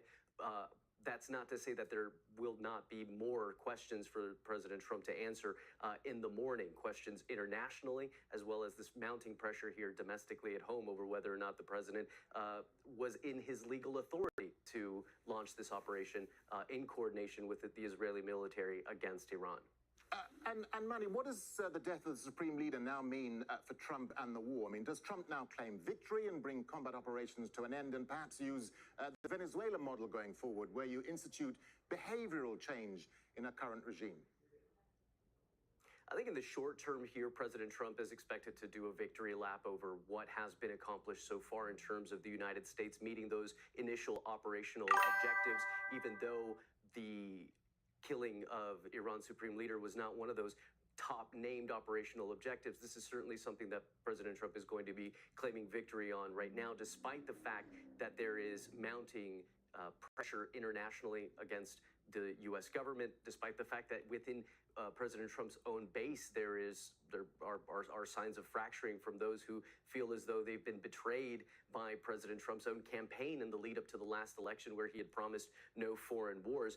There has, even on Capitol Hill, if you are keeping a pulse on what lawmakers here in Washington are saying, there is praise from some lawmakers, Republicans namely, but mostly there's criticism from Democrats specifically, who say that the president has completely disregarded the fact that the United States Constitution is quite clear on what branch of government has the authority to declare war, and it is not the executive, it is Congress indeed. So we are now expecting that on Monday, lawmakers will be moving toward a vote on a war powers resolution. And again, this split that we're seeing within President Trump's own base, the MAGA movement, the administration facing pressure from his own base, facing pressure from lawmakers on Capitol Hill. We'll hear that debate start to intensify here in the coming days on Monday when Congress convenes, and as well as internationally. We've already heard from leaders around the world at the United Nations Security Council just on Saturday. All right, Manny Rapolo live for us there in Washington. Manny, for now, thank you. Let's bring in Thomas Warwick. He joins us live from Washington, D.C. He's a senior fellow at the Atlantic Council and a former assistant secretary for counterterrorism policy at the U.S. Department of Homeland Security. Thomas, good to have you with us. How much of a game changer, then, could the death of the Supreme Leader be? And what does this mean, do you think, for the trajectory of the war? Where to from here? Well, good evening and Ramadan Kareem to everyone who's observing. The most important thing to understand in this 8-minute video President Trump released last night is that he's gambling everything on regime change. It's going to be regime change that really gets Iran to stop trying to develop a nuclear weapon, to end its support for proxy armies in other countries, to end any need for a long-range missile program, and to end the oppression of the Iranian people. What he's planning on, therefore, is a military campaign that will degrade the Islamic Revolutionary Guards Corps to the point where there could be a popular uprising that would sweep them from power.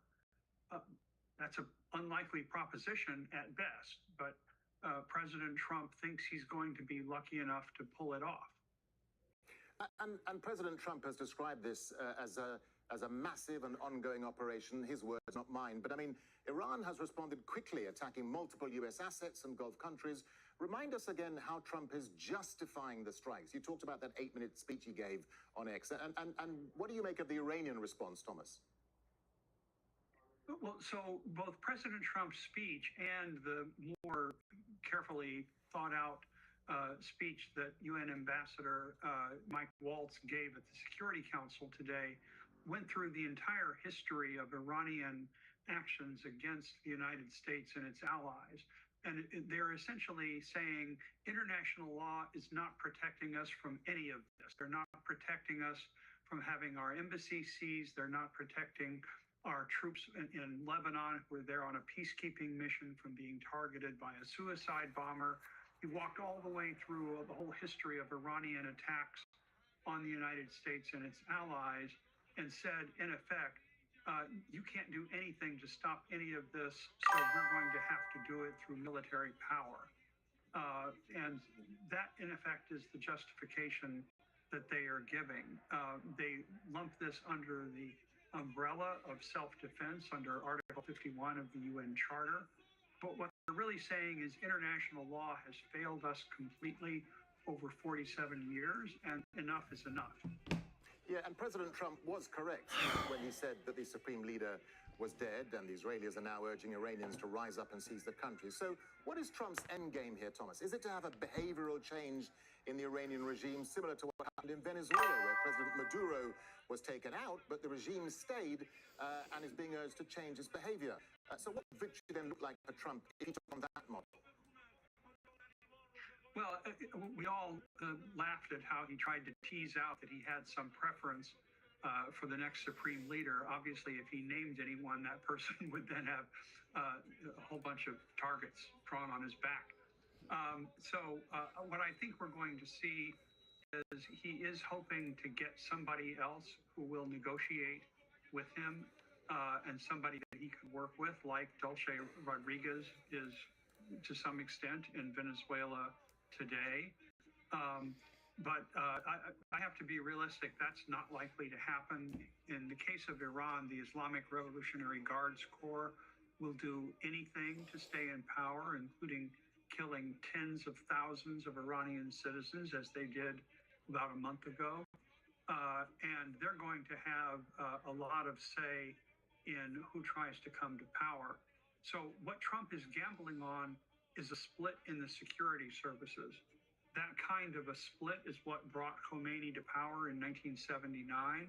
And if there's a split this time around and some part of the security services back what will probably be, anywhere from 200,000 to 1 million protesters at some point in the next few weeks, they could seize the institutions of power in Iran. That's unlikely, but that's what Trump is gambling on. If it happens, then you will see an entirely different political order in Iran. Okay. But if not, it will be more repression for years to come. Yeah, that's an interesting point you make, Thomas. I mean, there are growing fears, are there not, that Trump has opened the door to this war and regime change in Iran without really knowing what's going to be the political outcome of this war. Look at US involvement in places like Libya, Iraq, Afghanistan. I mean, those campaigns didn't go well at all for the US. Could the same happen in Iran? Political chaos and even civil war. Yeah, but you're talking to an official who literally worked through every single one of those and can give you an enormous amount of detail of what went wrong and why. The lesson that Trump draws from those experiences: do not use ground troops. And what that means is somebody else has to deliver the regime change for you. So this is a gamble that this popular revolution will actually happen. So yes, he's avoiding the mistakes of Iraq, of Libya, of Afghanistan. The question is whether he's just making different mistakes this time. But he's been lucky, and he thought of his first election in 2016. People talked about it as if you were drawing to an inside straight in poker, which is a 11-1 odds against. So highly unlikely. He's going to try to draw an inside straight on this one. And so far, he's been lucky with what happened today. He's got to turn over a couple more cards, but he thinks he probably has a good chance of pulling it off. We'll see if that guess is correct. We will indeed. Thomas Warwick there, live in Washington, D.C. Thomas, many thanks for your time. Thank you for talking to Al Jazeera. You're welcome. Let's bring in Al Jazeera's correspondent, Raisal Sardar, again. He's reported extensively from Iran and joins us again on set to unpack these latest developments. Raisal, so we're saying there, confirmation that the Supreme Leader, Ayatollah Ali Khamenei, is dead. Talk to us quickly, for the viewers who are just joining us here with this breaking news, about the significance of the Supreme Leader's death and what it actually means for the country. Look, Supreme Leader in Iran. So when we're talking about him, we're not talking about only a religious leader. So that is a common mistake that many people actually make. So he is the leader of the government, the commander-in-chief, he is the leader of the economy, leader of the society, the head of the state, but not only that. He is also, according to the Iranian constitution, which is also based on a Shia political theology, he's considered the leader of the Muslims all around the world. And he has some divine rights as well, as he is regarded as the deputy of a hidden imam that is expected to come by the end of the time and to bring justice to the world. So we are not only talking someone who has been empowered by a constitution, but he's as leader, according to the constitution, that is empowered by the divine rights and authorities as well. That's why all of his decrees were ultimately binding for Iranians. And now that guy has been killed. He was above the constitution. He was almost above anything that you can measure or restrict the power of a leader. Perhaps the most powerful leader, most authorized leader. Now he's not there. But he also was the builder of the modern day Iran. So the first Supreme Leader of Iran has stayed there for 10 years. I wish I'd discovered these products when I was younger. Since I've been using OneSkin, my skin has improved. Reshape or rebuild institutions. But Ali Khamenei, for 37 years, have simply rebuilt in Iran. Just a quick final thought from you, Raisal. I mean, you were telling us earlier that the Islamic Revolution is deeply embedded in Iranian politics, in the institutions, and the society of the country. But with Supreme Leader Talk us through quickly the system, the constitution, and how the succession plan works. Indeed, look, in Iran, so officially, when you look at the constitution, you will see that the legislative, government, and also judiciary, these three branches are running the country. But particularly after the Iran-Iraq war, and when Ali Khamenei came to power, what he has done was to build more and more of the councils that are the Timothy, I'm parallel thinking bodies of like, you and know, extremely how do I, powerful. In you some know, cases, what's more going to happen powerful than next the with this governments. war, In some cases, more powerful than how the it's going to turn judiciary, out. more powerful than the legislative. So one of the But also, like, I want to grow my stream too. so 88 members that are being elected. I didn't know my anxiety showed up so clearly on my face. Let me read some of your chats. I dropped a donation link from myself if you guys want to help gift. FYI, it's pinned. Most people love their countries, their governments they dislike. Yeah, that's true. Kevin agrees. Reborn. Why'd you put my fucking name in quotations? Reborn. There are two things here. First, that Ali Khamenei, before his death, has provided 4 names. That is one of the scenarios. Another scenario is that during an interim time, there will be a council of 4 people is going to run country until the new leader is elected. All right, Reswell, we have to leave it there. Many thanks. Stay with us and we'll talk to you a little bit later throughout the morning. You're watching our continuing coverage of the joint Israeli and US strikes on Iran. I'm Darren Jordan. Iran's Revolutionary Guard has announced what it calls its most intense offensive operation to date, saying it'll target Israeli and US military bases in the Middle East. The statement comes after Iranian state media confirmed the death of the country's supreme leader, Ali Khamenei. The head of Iran's Revolutionary Guard and a top security advisor have also been killed in the attacks. The strikes mark a significant escalation in tensions between Iran, the United States, and Israel, and come amid ongoing discussions over Iran's nuclear program. Well, Iranian state TV read out a statement from the country's Supreme National Security Council announcing Ayatollah Khamenei's assassination.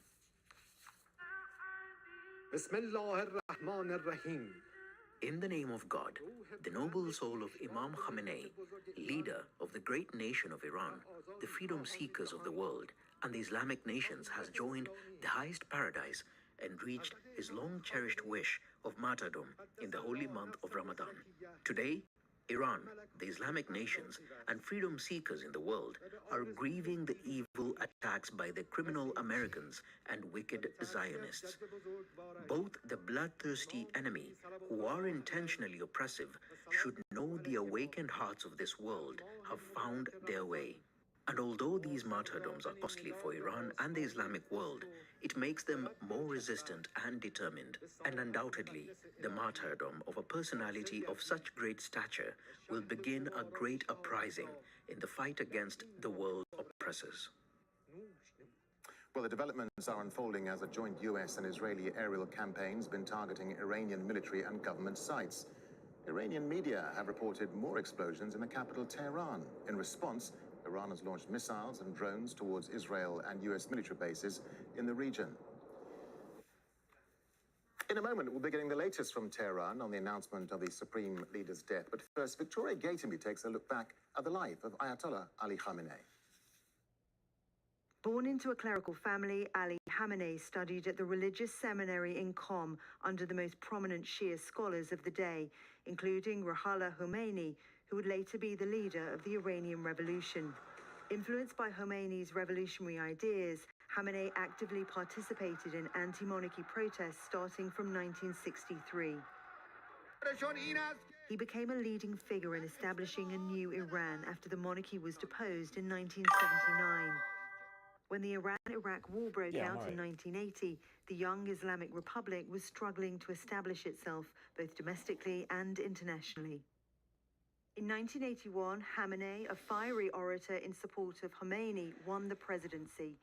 Throughout the 8-year war with Iraq, he frequently visited the front lines, earning the loyalty of the Revolutionary Guards. Iran was internationally isolated and economically devastated when Ayatollah Khomeini died in 1989. Hashemi Rafsanjani, one of the Islamic Republic's founding fathers, urged the Assembly of Experts to appoint Khamenei as the new supreme leader. I told Mr. Hashemi Rafsanjani that I would not accept this. I believe I do not deserve this position. Perhaps you and I know this. This would be symbolic leadership, not real leadership. But his leadership has been anything but symbolic. In the early 1990s, Khamenei focused on reviving Iran's economy. Iran began to You know what my philosophy in life is? after American military Never be intervention afraid in to Iraq be in reborn. 1991 that significantly weakened Iran's archenemy, Iraq's President Saddam Hussein. In 2003, the United States invaded Iraq again and deposed Saddam Hussein, giving Iran the opportunity to establish allied groups in Iraq.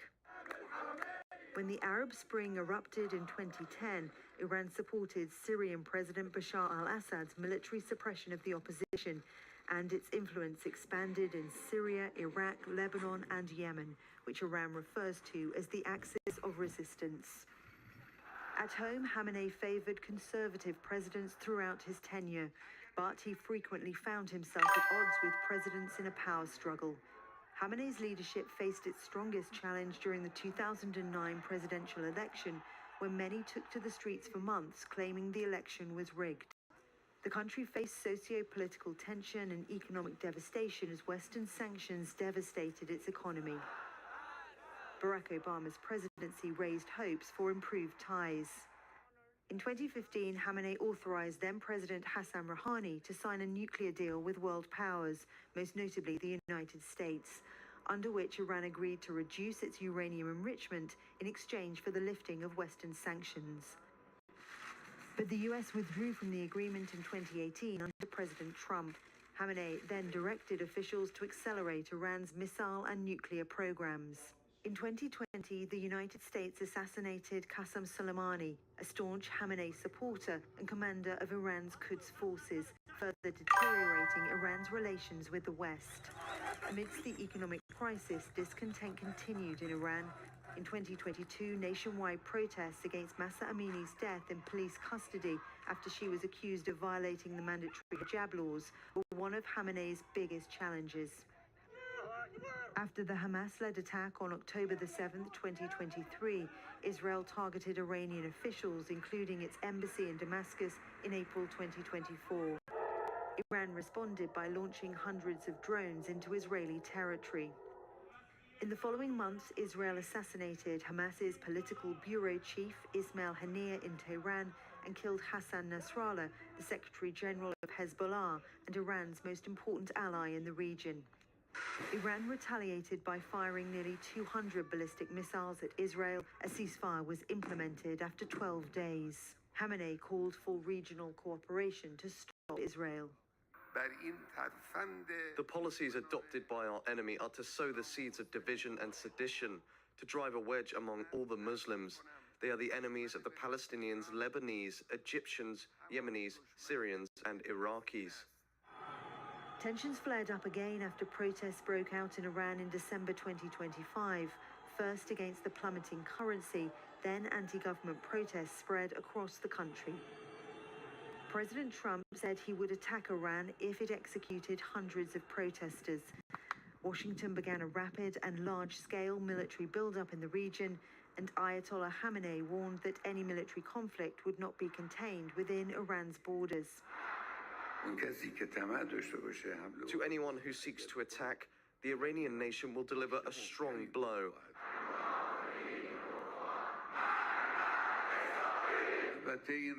Americans should also know that if they start a war this time, it will be a regional war. Weeks of diplomatic effort to de-escalate followed, with Oman mediating 3 rounds of indirect talks between the US and Iran. Iran had proposed a deal authorized by Khamenei, but on the eve of further talks, Israel and the US attacked Iran. With the assassination of Ayatollah Khamenei, Iran now stands at a historic crossroads, facing a future without the man who had guided the nation through turbulent times for decades. Well, we have a team of correspondents in Tehran, Washington, D.C., Ramallah in the occupied West Bank, and here in Doha. But first, Tauhid Asadi joins us live from the Iranian capital. Tauhid, so tell us more about how the news came through on the Supreme Leader's death and what this means for Iran, a country now at war. Well, actually, it was about 24 hours ago when we received reports about the initiation of a round of actually attacks by Americans and Israelis. And we also heard massive sounds of explosion in Pastor neighborhood, a neighborhood in which the office and the house of Iranian Supreme Leader is located. And then hours later, we've got reports from the American and Israeli side about the killing of Iran's Supreme Leader. For a period of time, Iran's positioning was based on denial, but at the end of the day, the state TV came out to confirm the killing of Iran's Supreme Leader Ayatollah Ali Khamenei. Right now, we know that in some cities, like here in the capital, Bojnourd, Mashhad, and Qom, there are gatherings actually being held, and of course, funeral is going to be arranged. But the thing is, when it comes to the political sphere of the country, we are expecting the appointment of a new supreme leader for the country. Until then, there will be a council based on the 111 article of Iranian constitution, actually in which Iranian president, Iranian head of judiciary, as well as one cleric from the guardian council are going to take control of the affairs inside the country. And then there's going to be assembly of experts making a decision to appoint the new supreme leader. This is the political procedure that we are waiting. But on the other hand, we know that it is taking place under a critical situation while the country is still under attack. Last night, we were able to hear sounds of explosion here across the capital, and reports are coming about different cities about sounds of explosion being also heard. So that means we are dealing actually with a continuation of strikes under which we are dealing a sort of tough circumstance. So they are, I think, in a sense, trying to be as quick as possible, specifically seeing two important military figures being also confirmed to be killed. One is Mohammad Pakpour, who is the head of IRGC. And we know that he just took the office a couple of months ago, back in June, when the Americans and Israelis targeted Iranian territories. Also, Hossein Salami, the former actually commander of IRGC, was killed. Right now, we see another round of attack, another major blow to Iranian military, as Mohammad Pakpour is also now said to be confirmed to be killed. Also, Ali Shamkhani, who was the advisor to the supreme leader as well as the secretary for the defense council of the country, was killed in this recent attacks by the Americans and Israelis. All in all, this is a highly complicated situation with so many stories coming up, with so many developments taking place, and we're following to see how future could unfold. Tawhid, you touched briefly on the succession plan following the death of the Supreme Leader. Let me ask you, how will ordinary people be reacting to the news of the death of Ayatollah Ali Khamenei? I mean, is the reaction likely to be mixed? Let's remind our viewers, not all Iranians liked or supported him. Well, I can say that right now we're dealing with a sort of polarized situation in terms of Iran's society.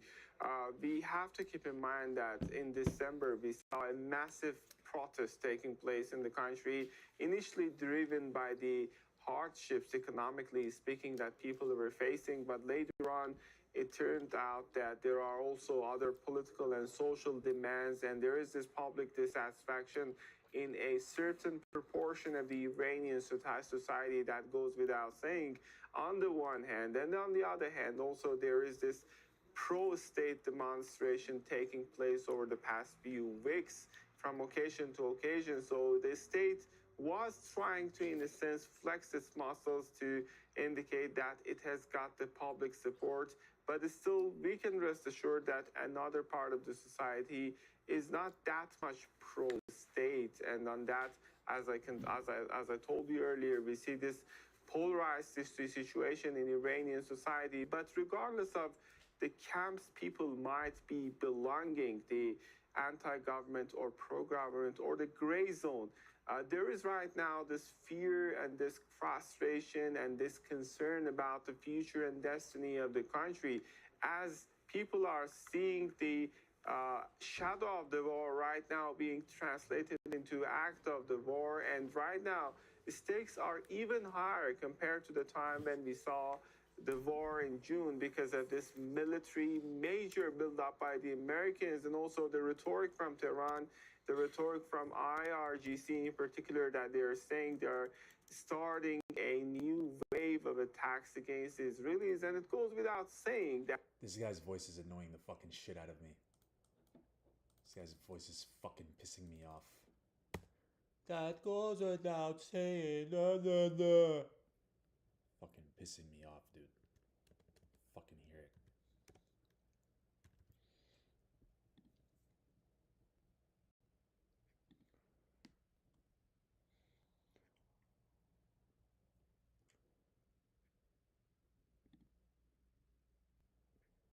A mother stretches one plate across all 5 of her children.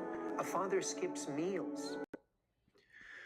Okay, if you are listening and watching live on YouTube, welcome to this live stream interview with Professor Majid Sharifi. Now, if you have been following my channel for some time, you should know or be familiar with Professor Majid Sharifi. I've had him on here several times to discuss Iran. He is an Iranian American professor in Washington State, teaches at a university, and he has years of experience in geopolitical analysis and historical analysis. He actually wrote the book and produced a documentary that inspired my explainer video, which was a remix of his documentary, Engineering Insecurity, the regime of insecurity in the Middle East. And so if you saw that explainer video, then you should know who Professor Majid Sharifi is. And so I wanted to speak tonight with Professor Majid about the situation in Iran. This is a long time coming now. We actually wanted to initially discuss this more than a month ago when the Mossad riots began. I think we all knew that, something was going to pop off in the region, but we just didn't have an opportunity to get together. But we're here now. And so, Professor, I appreciate you taking the time out of your busy schedule on the fly to join us today to share with us your analysis. Thank you so much, Ahmed. So, Professor, if you could just walk me through your reaction. I'm assuming you expected this to come at one point or another, but were you surprised by what happened today? No, I was not.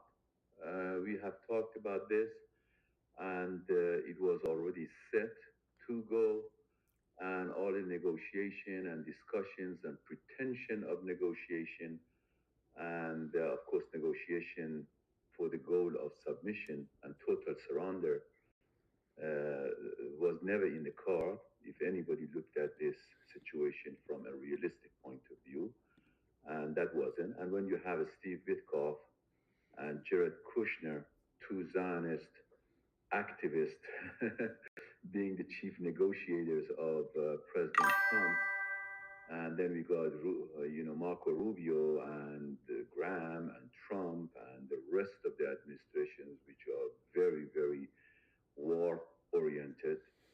There was no hope for negotiation. They actually should not call this particular processes negotiation. It was definitely a sort of give me your give me all your capacity, surrender, and just listen and do what we want you to do, and that's it. 10 to 15 years, and that is the idea of body positivity. I know.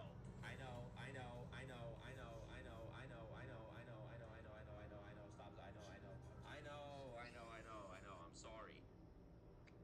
The reason I say it's a scam is going to be very eloquently expressed, not by me, but by the woman who is being featured in this video.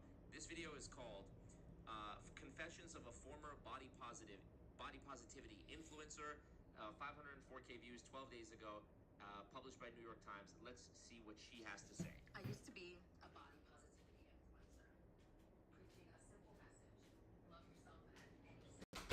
Then I risked it all. I don't care how much you look. You gotta do the thing about your health. Love yourself at any size, but don't forget that your heart has to beat, babes. I'm gonna tell you how I got here. From championing body positivity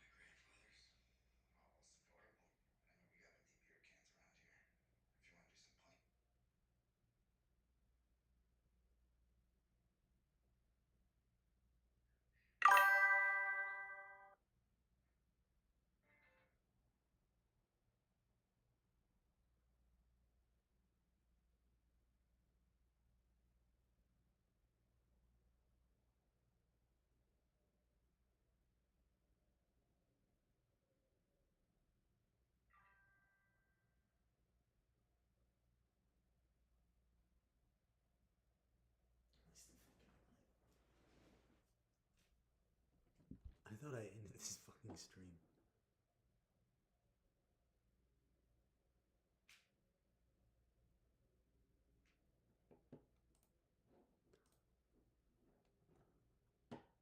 I mean, they want to still. I think the aim is. Imagine being able to build anything just by thinking about it. Meet Base 44, a complete AI creation platform. I think they've taken out a tremendous amount of launchers, missile launchers. Obviously, they haven't eliminated the threat from Iranian missiles, but the U.S. Air Force is extremely large, and I think they will reduce it in good order. The death of the supreme leader is certainly a huge blow to the regime. The structure is very hierarchical. It flows from the top down, and it's going to be very difficult to reshuffle all the offices. There's no clear successor. Mr. Larijani, the Supreme National Security Committee Secretary General, he's not a cleric. He's not a religious man. So he's not really eligible to be the next supreme leader. It's possible Iran may have no supreme leader.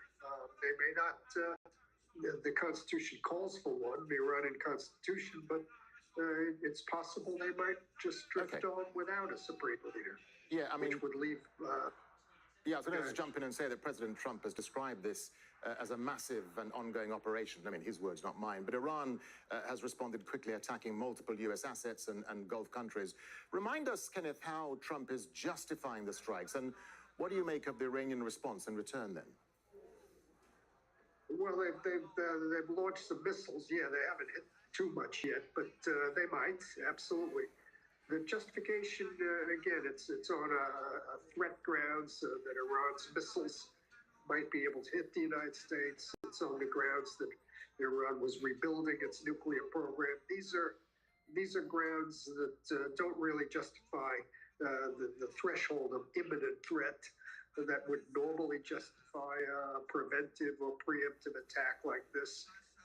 It's really, as I said this morning on this network, it's really about, this is much broader than Iran's missiles and nuclear. This is about 50 years of Iranian hostility, death to America. This is about 50 years of the struggle between the United States and Iran. 50 years of death to America. And that's what this is about. Yeah, and I mean, President Trump was correct when he said the Supreme Leader was dead.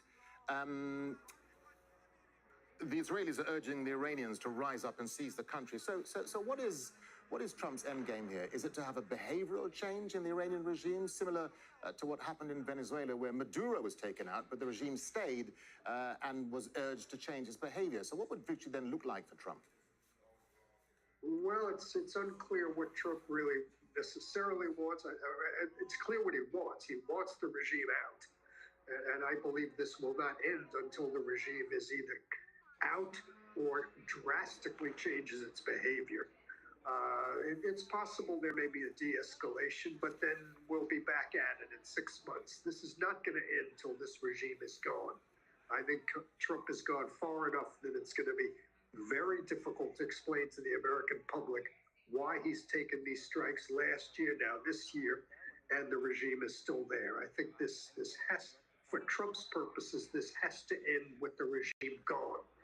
And in my view, as I said on other networks, this may involve ground troops at some point. It may have to. And I don't think Trump has ruled that out. I know everybody on the planet seems to be ruling it out. I don't rule out that Trump might come to some sort of ground action at some point if that's necessary to get the regime out. Yeah, and you talk about the military options, Kenneth. I mean, there are also growing fears that Trump has opened the door to a war and regime change in Iran, which you just mentioned, without really knowing what's going to be the political outcome of the war. Look at U.S. involvement in Libya, Iraq, Afghanistan. Those campaigns didn't go well at all for the U.S., even with boots on the ground. I mean, could the same happen in Iran? Political chaos, even a civil war? Well, they didn't go perfectly. I mean, Gaddafi is out. It's divided now. And Iraq is recovering.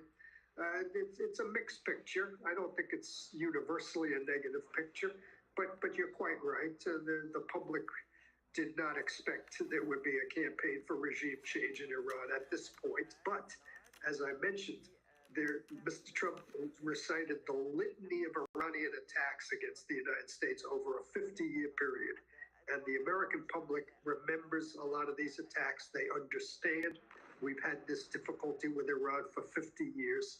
And there is a level, I think, of understanding that this regime needs to go. Just a final thought to you, Kenneth. Let's talk US politics and how this might play out domestically for Trump. I mean, Trump came to power on this promise of ending all foreign wars. This appealed hugely to his MAGA base. But since he's come to power in his second term, he hasn't stopped the Ukraine war. Palestinians are still being killed in Gaza by Israel. And he's captured the president of Venezuela. So how much of a geopolitical risk is this for Trump, both at home and abroad? Well, the MAGA, you're mentioning the MAGA base. That was always maybe a little bit exaggerated, an artificial distinction, you know. But most of the Republican Party is still, in my view, Reaganites, which is peace through strength. Sometimes that involves regime change.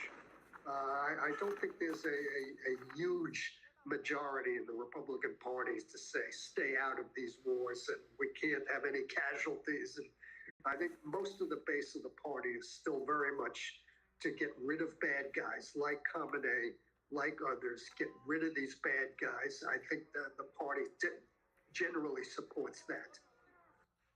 Kenneth Katzman, really good to get your thoughts and your analysis, Kenneth. Many thanks for your time. Thank you, sir. Now, Iran has launched strikes on US assets across the region.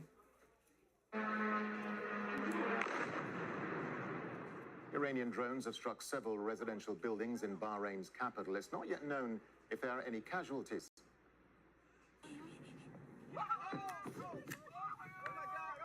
Well, this was the scene earlier in the day when a missile hit Bahrain's capital, Manama. Authorities say the strike targeted the service center of the US Fifth Fleet headquarters. And Kuwait's international airport was damaged in an Iranian drone attack. Authorities say a number of employees had been injured as a result. Kuwaiti officials say the situation is now under control.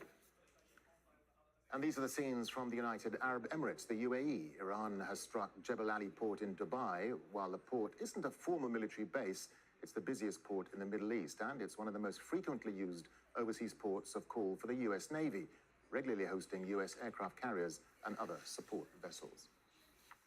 In a separate incident, 4 people have been injured after a ballistic missile attack on Dubai International Airport, one of the busiest airports in the world.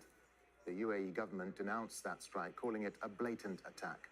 Well, similar attacks were reported at other commercial airports in the region, and that's forcing closures and widespread flight cancellations. And there have been reports of an Iranian drone strike targeting the Burj Al Arab Hotel in Dubai. Authorities confirmed that the drone was intercepted and debris caused a minor fire on the building's outer facade. No injuries have yet been reported. The Qatari Defense Ministry says it's intercepted 63 missiles and 12 drones fired towards its territory. Officials say the attacks resulted in at least 8 injuries. One person is believed to be in a critical condition. 2 ballistic missiles reached the Al Adid Air Base, operated by US forces and home to US Central Command. Qatar's foreign ministry says it has summoned the Iranian ambassador. Well, Ibrahim Sultan Al-Hashmi is Director of Media and Communications at Qatar's Ministry of Foreign Affairs, and he says Qatar reserves the right to respond to the attacks. In the name of God the Merciful, the state of Qatar condemns in the strongest possible terms these ballistic missile attacks and considers this operation as a blatant violation of its sovereignty and the safety of its territories, and also a grave escalation that threatens the stability of the whole region.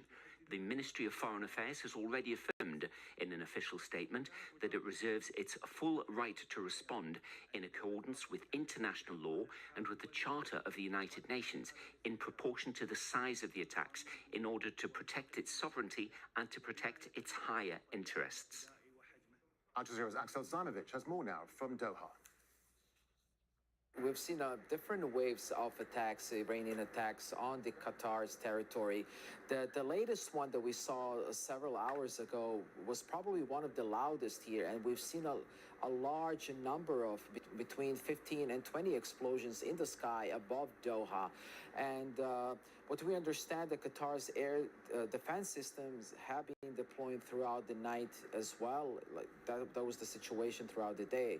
But what we understand that most of the missiles, and we officially got a confirmation from the Qatar's defense ministry. It says that 65 missiles were fired from the side of Iran, and the 63 were downed, but there were also 2 missiles targeting Al Udeid military base.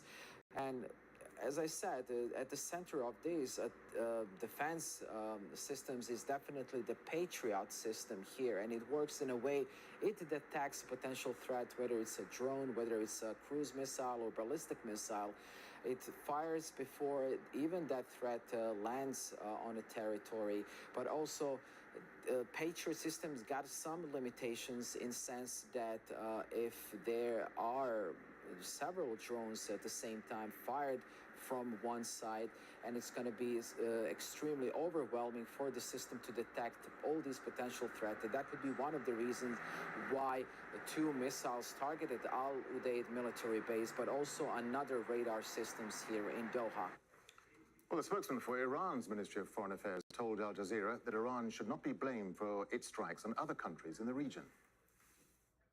I think they're not really coming under attack by Iran. We have said once and again, and I would like to repeat that we are friendly with all countries of the region. We have proven that we trust our friends in the region. That's why we try to get together with the countries of the region in furtherance of this diplomatic process. The problem is that the United States is conducting this war of aggression at the cost of everyone, including the countries of the region. Under international law, any place, any location, any logistical support that are given to the aggressor are a legitimate target for the victim state. So we are not attacking any country in the region. We are friendly with all countries of the region. What we are doing is just taking defensive actions. We are defending ourselves against attacks by Americans and by the Zionist regime. And as you know, many of these bases, although they are part of the countries of the region's territories, but they are completely controlled by the United States, and they are used, or better to say, abused by the United States in order to launch an act of aggression against another country of the region. Well, the Supreme Leader is Iran's highest authority. He's chosen by the Assembly of Experts. That's 88 clerics who are elected by the public every 8 years. There's always been much speculation over who the next Supreme Leader might be. Ayatollah Khamenei himself was a surprise choice and not one of the frontrunners at the time. Now he needs to be replaced. Here are some of the potential candidates. Mojtaba Khamenei is Ayatollah Khamenei's second eldest son. While he holds no formal position, he wields immense influence. He was a top aide to his father and said to have strong ties to the Revolutionary Guard. But he would be a controversial choice, seen as a hereditary handover. Alireza Arafi is the director of Iran's religious seminaries and Friday prayer leader of Qom, the country's seminary capital. Khamenei had repeatedly appointed him to senior positions. Mohammad Mahdi Moghareri is a ultra-hardline cleric and key figure in the front of Islamic Revolution Stability political groups. Gholam Hossein Mohseni Ejei is also a potential candidate. He's been Iran's Chief Justice since 2021. And finally, Hassan Khamenei, the grandson of Ayatollah Khamenei, the first Supreme Leader. He's a reformist and a prominent political figure in Iran. Well, Al Jazeera's correspondent Raisal Surdar has reported extensively from Iran. He joins us in the studio now to unpack the latest developments. So, confirmation the Supreme Leader, Ayatollah Khamenei, is dead. Tell us what impact this is now having on the country, and what's this likely to do in terms of where the war goes from here, from Iran's military response. I think here, at the end of the day, regardless of his death, Iranians have been quite clear that even if the U.S.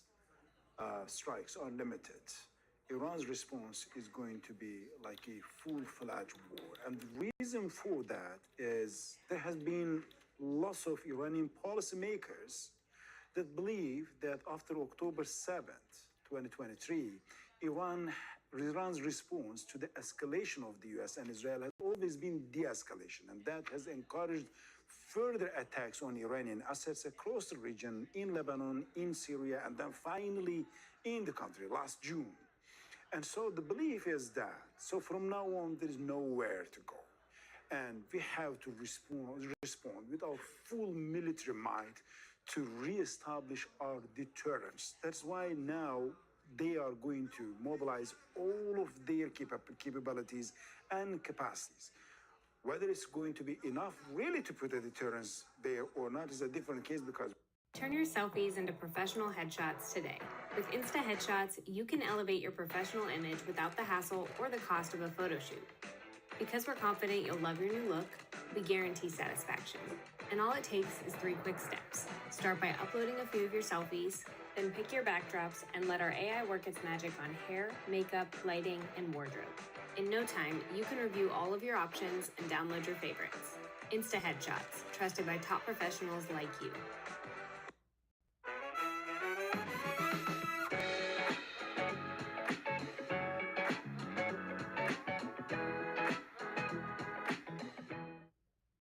from the lack of the economic resources.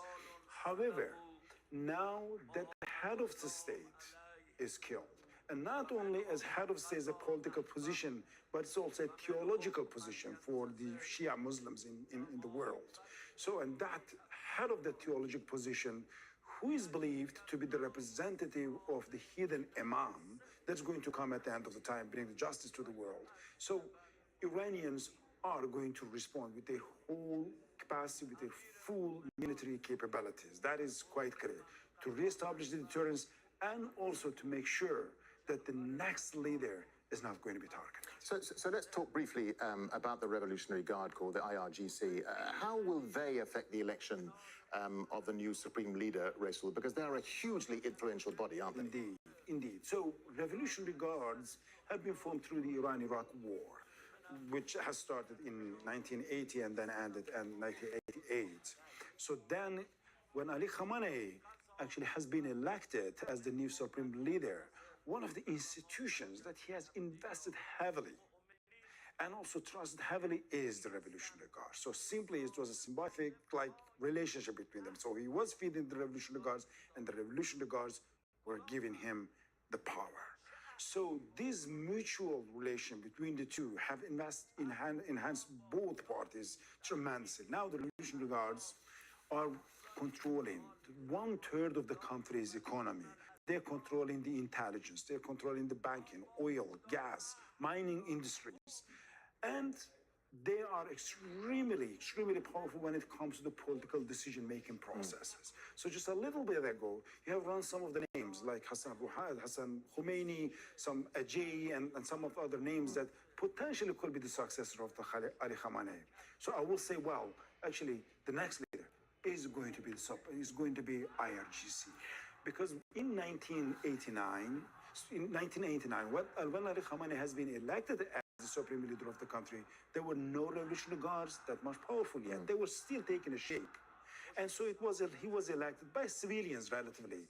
But now, whoever is going to be put forward, we can be sure that is going to come from the Revolutionary Guards. Let's just talk about these succession plans, Rasul, if we can, because the Islamic Revolution, as we've been talking about all morning, is deeply embedded in the politics of the country, the institutions, the society. Now that the Supreme Leader is dead, talk us through the system, the constitution, and how that succession plan plays out. Look, normally Iran has 3 bodies that are running the country. So the government, legislative, and the judiciary. But in Iran, particularly after the election of Ali Khamenei 37 years ago, he has also built tremendous numbers of the councils that in many cases are more powerful than the government, the parliament, the judiciary, and they act independently. They directly report to the Supreme Leader. So this is, on one hand, to make sure that there is a check and balance in the system, but it's also because there is the lack of trust between the institutions. So let's remember, Iran is a security state. So, and one of that powerful councils is the Assembly of Experts. That's its primary reasons of the existence is to elect the Supreme Leader of the country.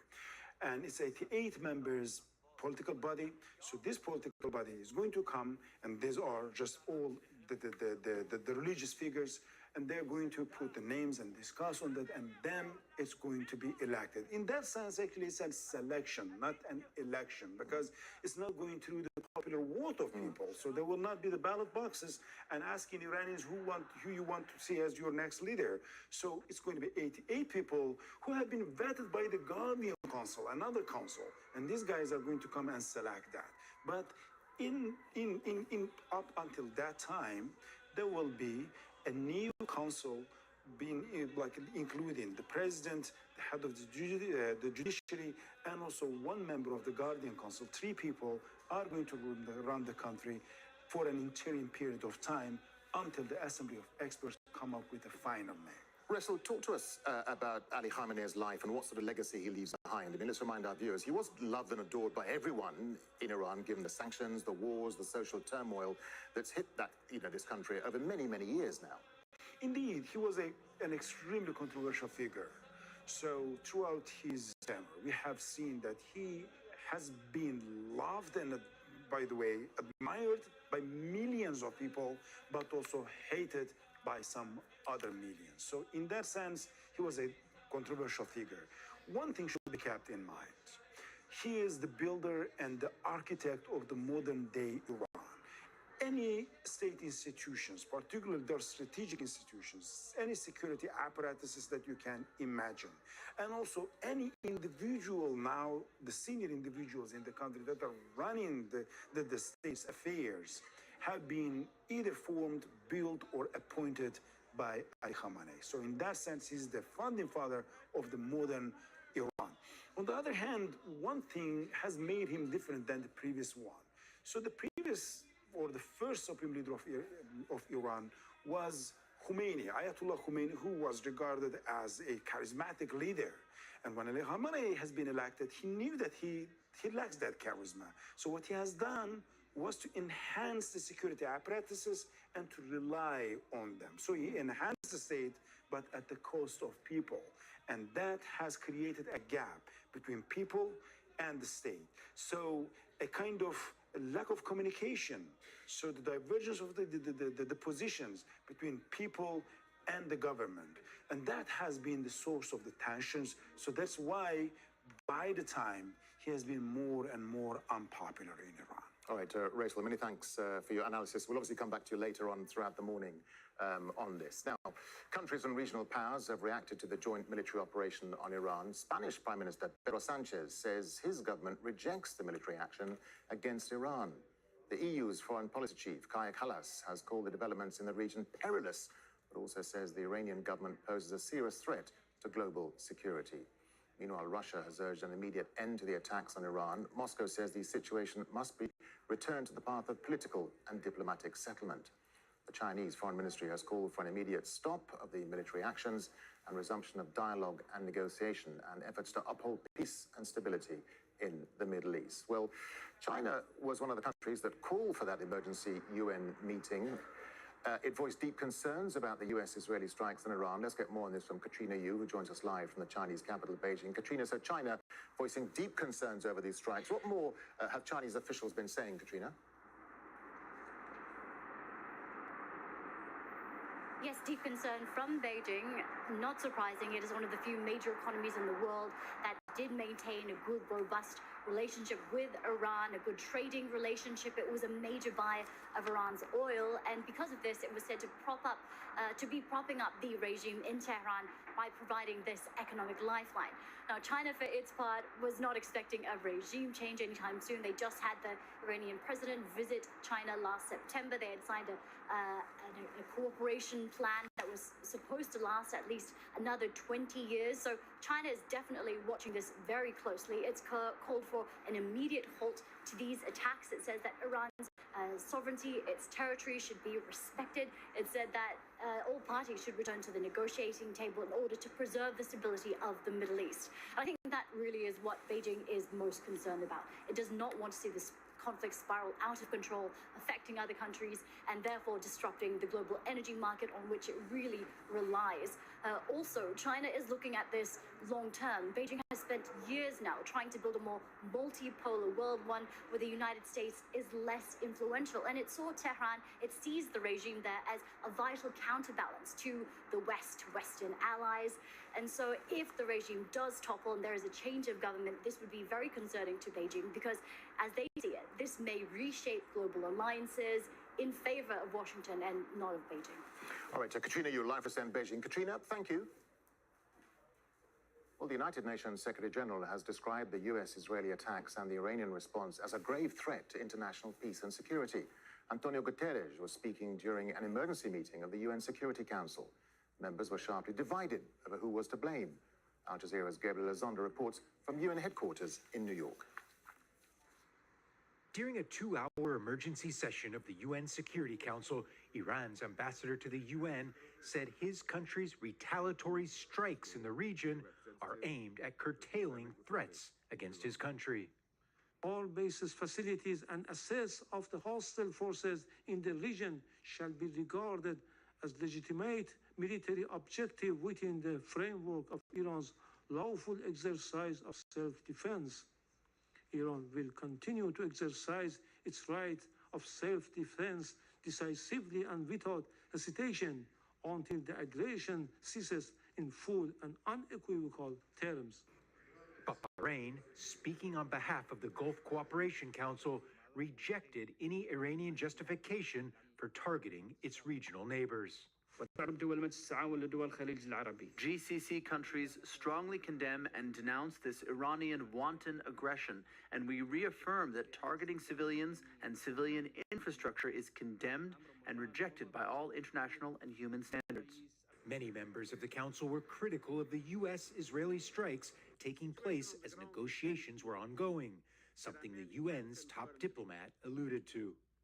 Preparations have been made for technical talks in Vienna next week, followed by a new round of political talks. I deeply regret that this opportunity of diplomacy has been squandered. But the U.S. claimed Iran wasn't negotiating in good faith. American diplomacy was attempted repeatedly and in good faith. President Trump, Secretary Rubio, our special envoys Witkoff and Kushner were relentlessly dedicated to diplomacy. But diplomacy cannot succeed where there is no genuine willingness to cease aggression, where there is no genuine partner for peace. After the attacks, what is the status of Iran's nuclear facilities? We might learn more on Monday, because that's when the UN's nuclear agency, the IAEA, will hold an emergency meeting in Vienna. Gabriel Azondo, Al Jazeera, the United Nations in New York.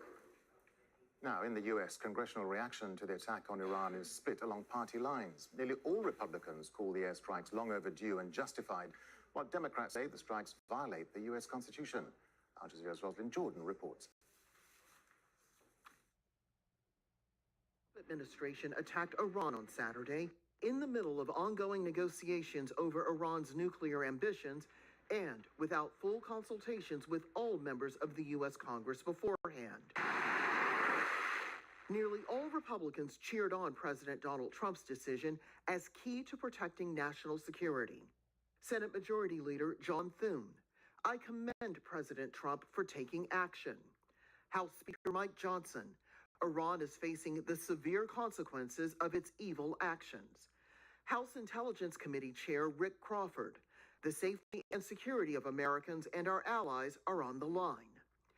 Congressional Democrats, angry that only a small group of legislators were briefed on the possibility of airstrikes last week, called the White House's actions unconstitutional and unnecessary. Trump says his goal is to topple the Iranian regime. But the American people are tired of regime change wars that cost us billions of dollars and risk our lives. One Republican, Thomas Massey, says Congress needs to have its say now. I am opposed to this war. This is not America first. The only point of agreement: bipartisan support for the thousands of U.S. forces now deployed in the Middle East, many of them on board the USS Gerald Ford and the USS Abraham Lincoln. Members of Congress are away from Washington this weekend, so unless the Republican leadership calls them back immediately, the earliest they can debate the legality of the Iran airstrikes won't be until Tuesday. Rosalind Jordan, Al Jazeera, Capitol Hill. Well, you're watching our continuing coverage of the joint Israeli and US strikes on Iran. I'm Darren Jordan. Iran is in a state of national mourning following the confirmed death of Supreme Leader Ali Khamenei. The country will observe 40 days of public mourning.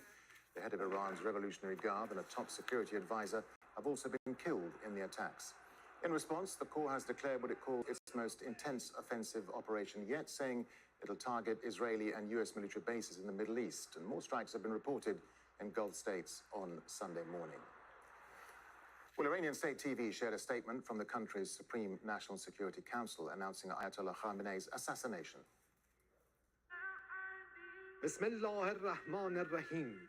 In the name of God, the noble soul of Imam Khamenei, leader of the great nation of Iran, the freedom seekers of the world, and the Islamic nations, has joined the highest paradise and reached his long-cherished wish of martyrdom in the holy month of Ramadan. And undoubtedly, the martyrdom of a personality of such great stature will begin a great uprising in the fight against the world's oppressors. Well, the developments are unfolding as a joint US and Israeli aerial campaign has been targeting Iranian military and government sites. Iranian media have reported more explosions in the capital, Tehran. In response, Iran's launched missiles and drones towards Israel and US military bases in the region. In a moment, we'll be getting the latest from Tehran on the announcement of the Supreme Leader's death. But first, Victoria Gatenby takes a look back at the life of Ayatollah Ali Khamenei. Born into a clerical family, Ali Khamenei studied at the religious seminary in Qom. Influenced by Ayatollah Khomeini's revolutionary ideas, he actively participated in anti-monarchy protests in the lead-up to the 1979 revolution. Khamenei became a leading figure in establishing a new Iran. When Khomeini died in 1989, he became supreme leader, a surprise candidate. In the early 1990s, Iran began to reclaim a broader regional role. The 2003 US invasion of Iraq gave Iran the opportunity to establish allied groups in Iraq. When the Arab Spring erupted in 2010, Iran supported Syrian President Bashar al-Assad's military suppression of the opposition, and its influence expanded in Syria, Iraq, Lebanon, and Yemen, which Iran refers to as the axis of resistance. At home, Khamenei's leadership faced its strongest challenge during the 2009 presidential election, when many took to the streets for months, claiming the election was rigged. The country faced socio-political tension and economic devastation as Western sanctions devastated its economy.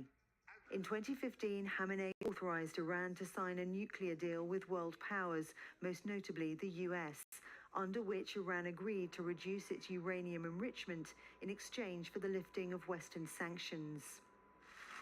But the US withdrew from the agreement in 2018 under President Trump.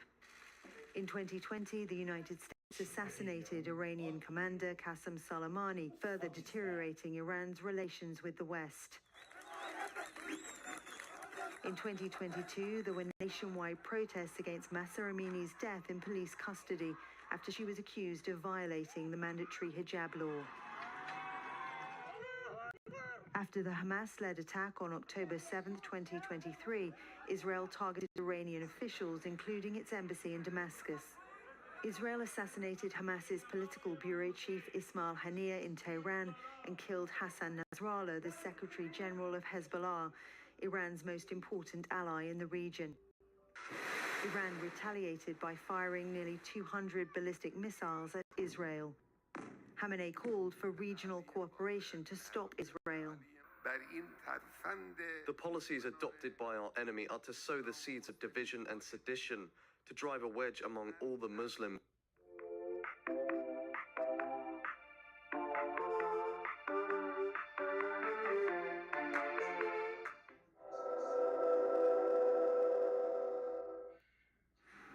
I'd really like to thank KA Dental for being a really fantastic place. From all the doctors, the staff up front, the technicians, everybody is just really professional, really kind, and really caring. They really care about you when you walk in through the door. and I couldn't be happier with them. They really make it as pleasant as possible. I highly recommend KE Dental.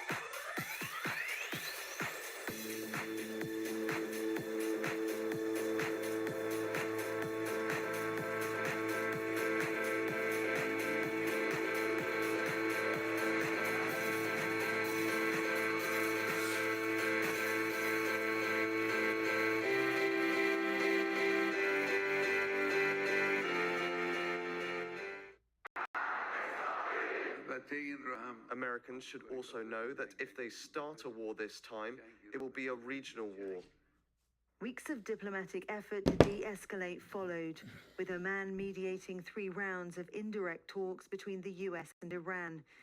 Iran had proposed a deal authorized by Khamenei, but on the eve of further talks, Israel and the US attacked Iran. With the assassination of Ayatollah Khamenei, Iran now stands at a historic crossroads, facing a future without the man who'd guided the nation through turbulent times for decades. Well, we have a team of correspondents in Tehran, Washington, D.C., Ramallah in the occupied West Bank, and here in Doha.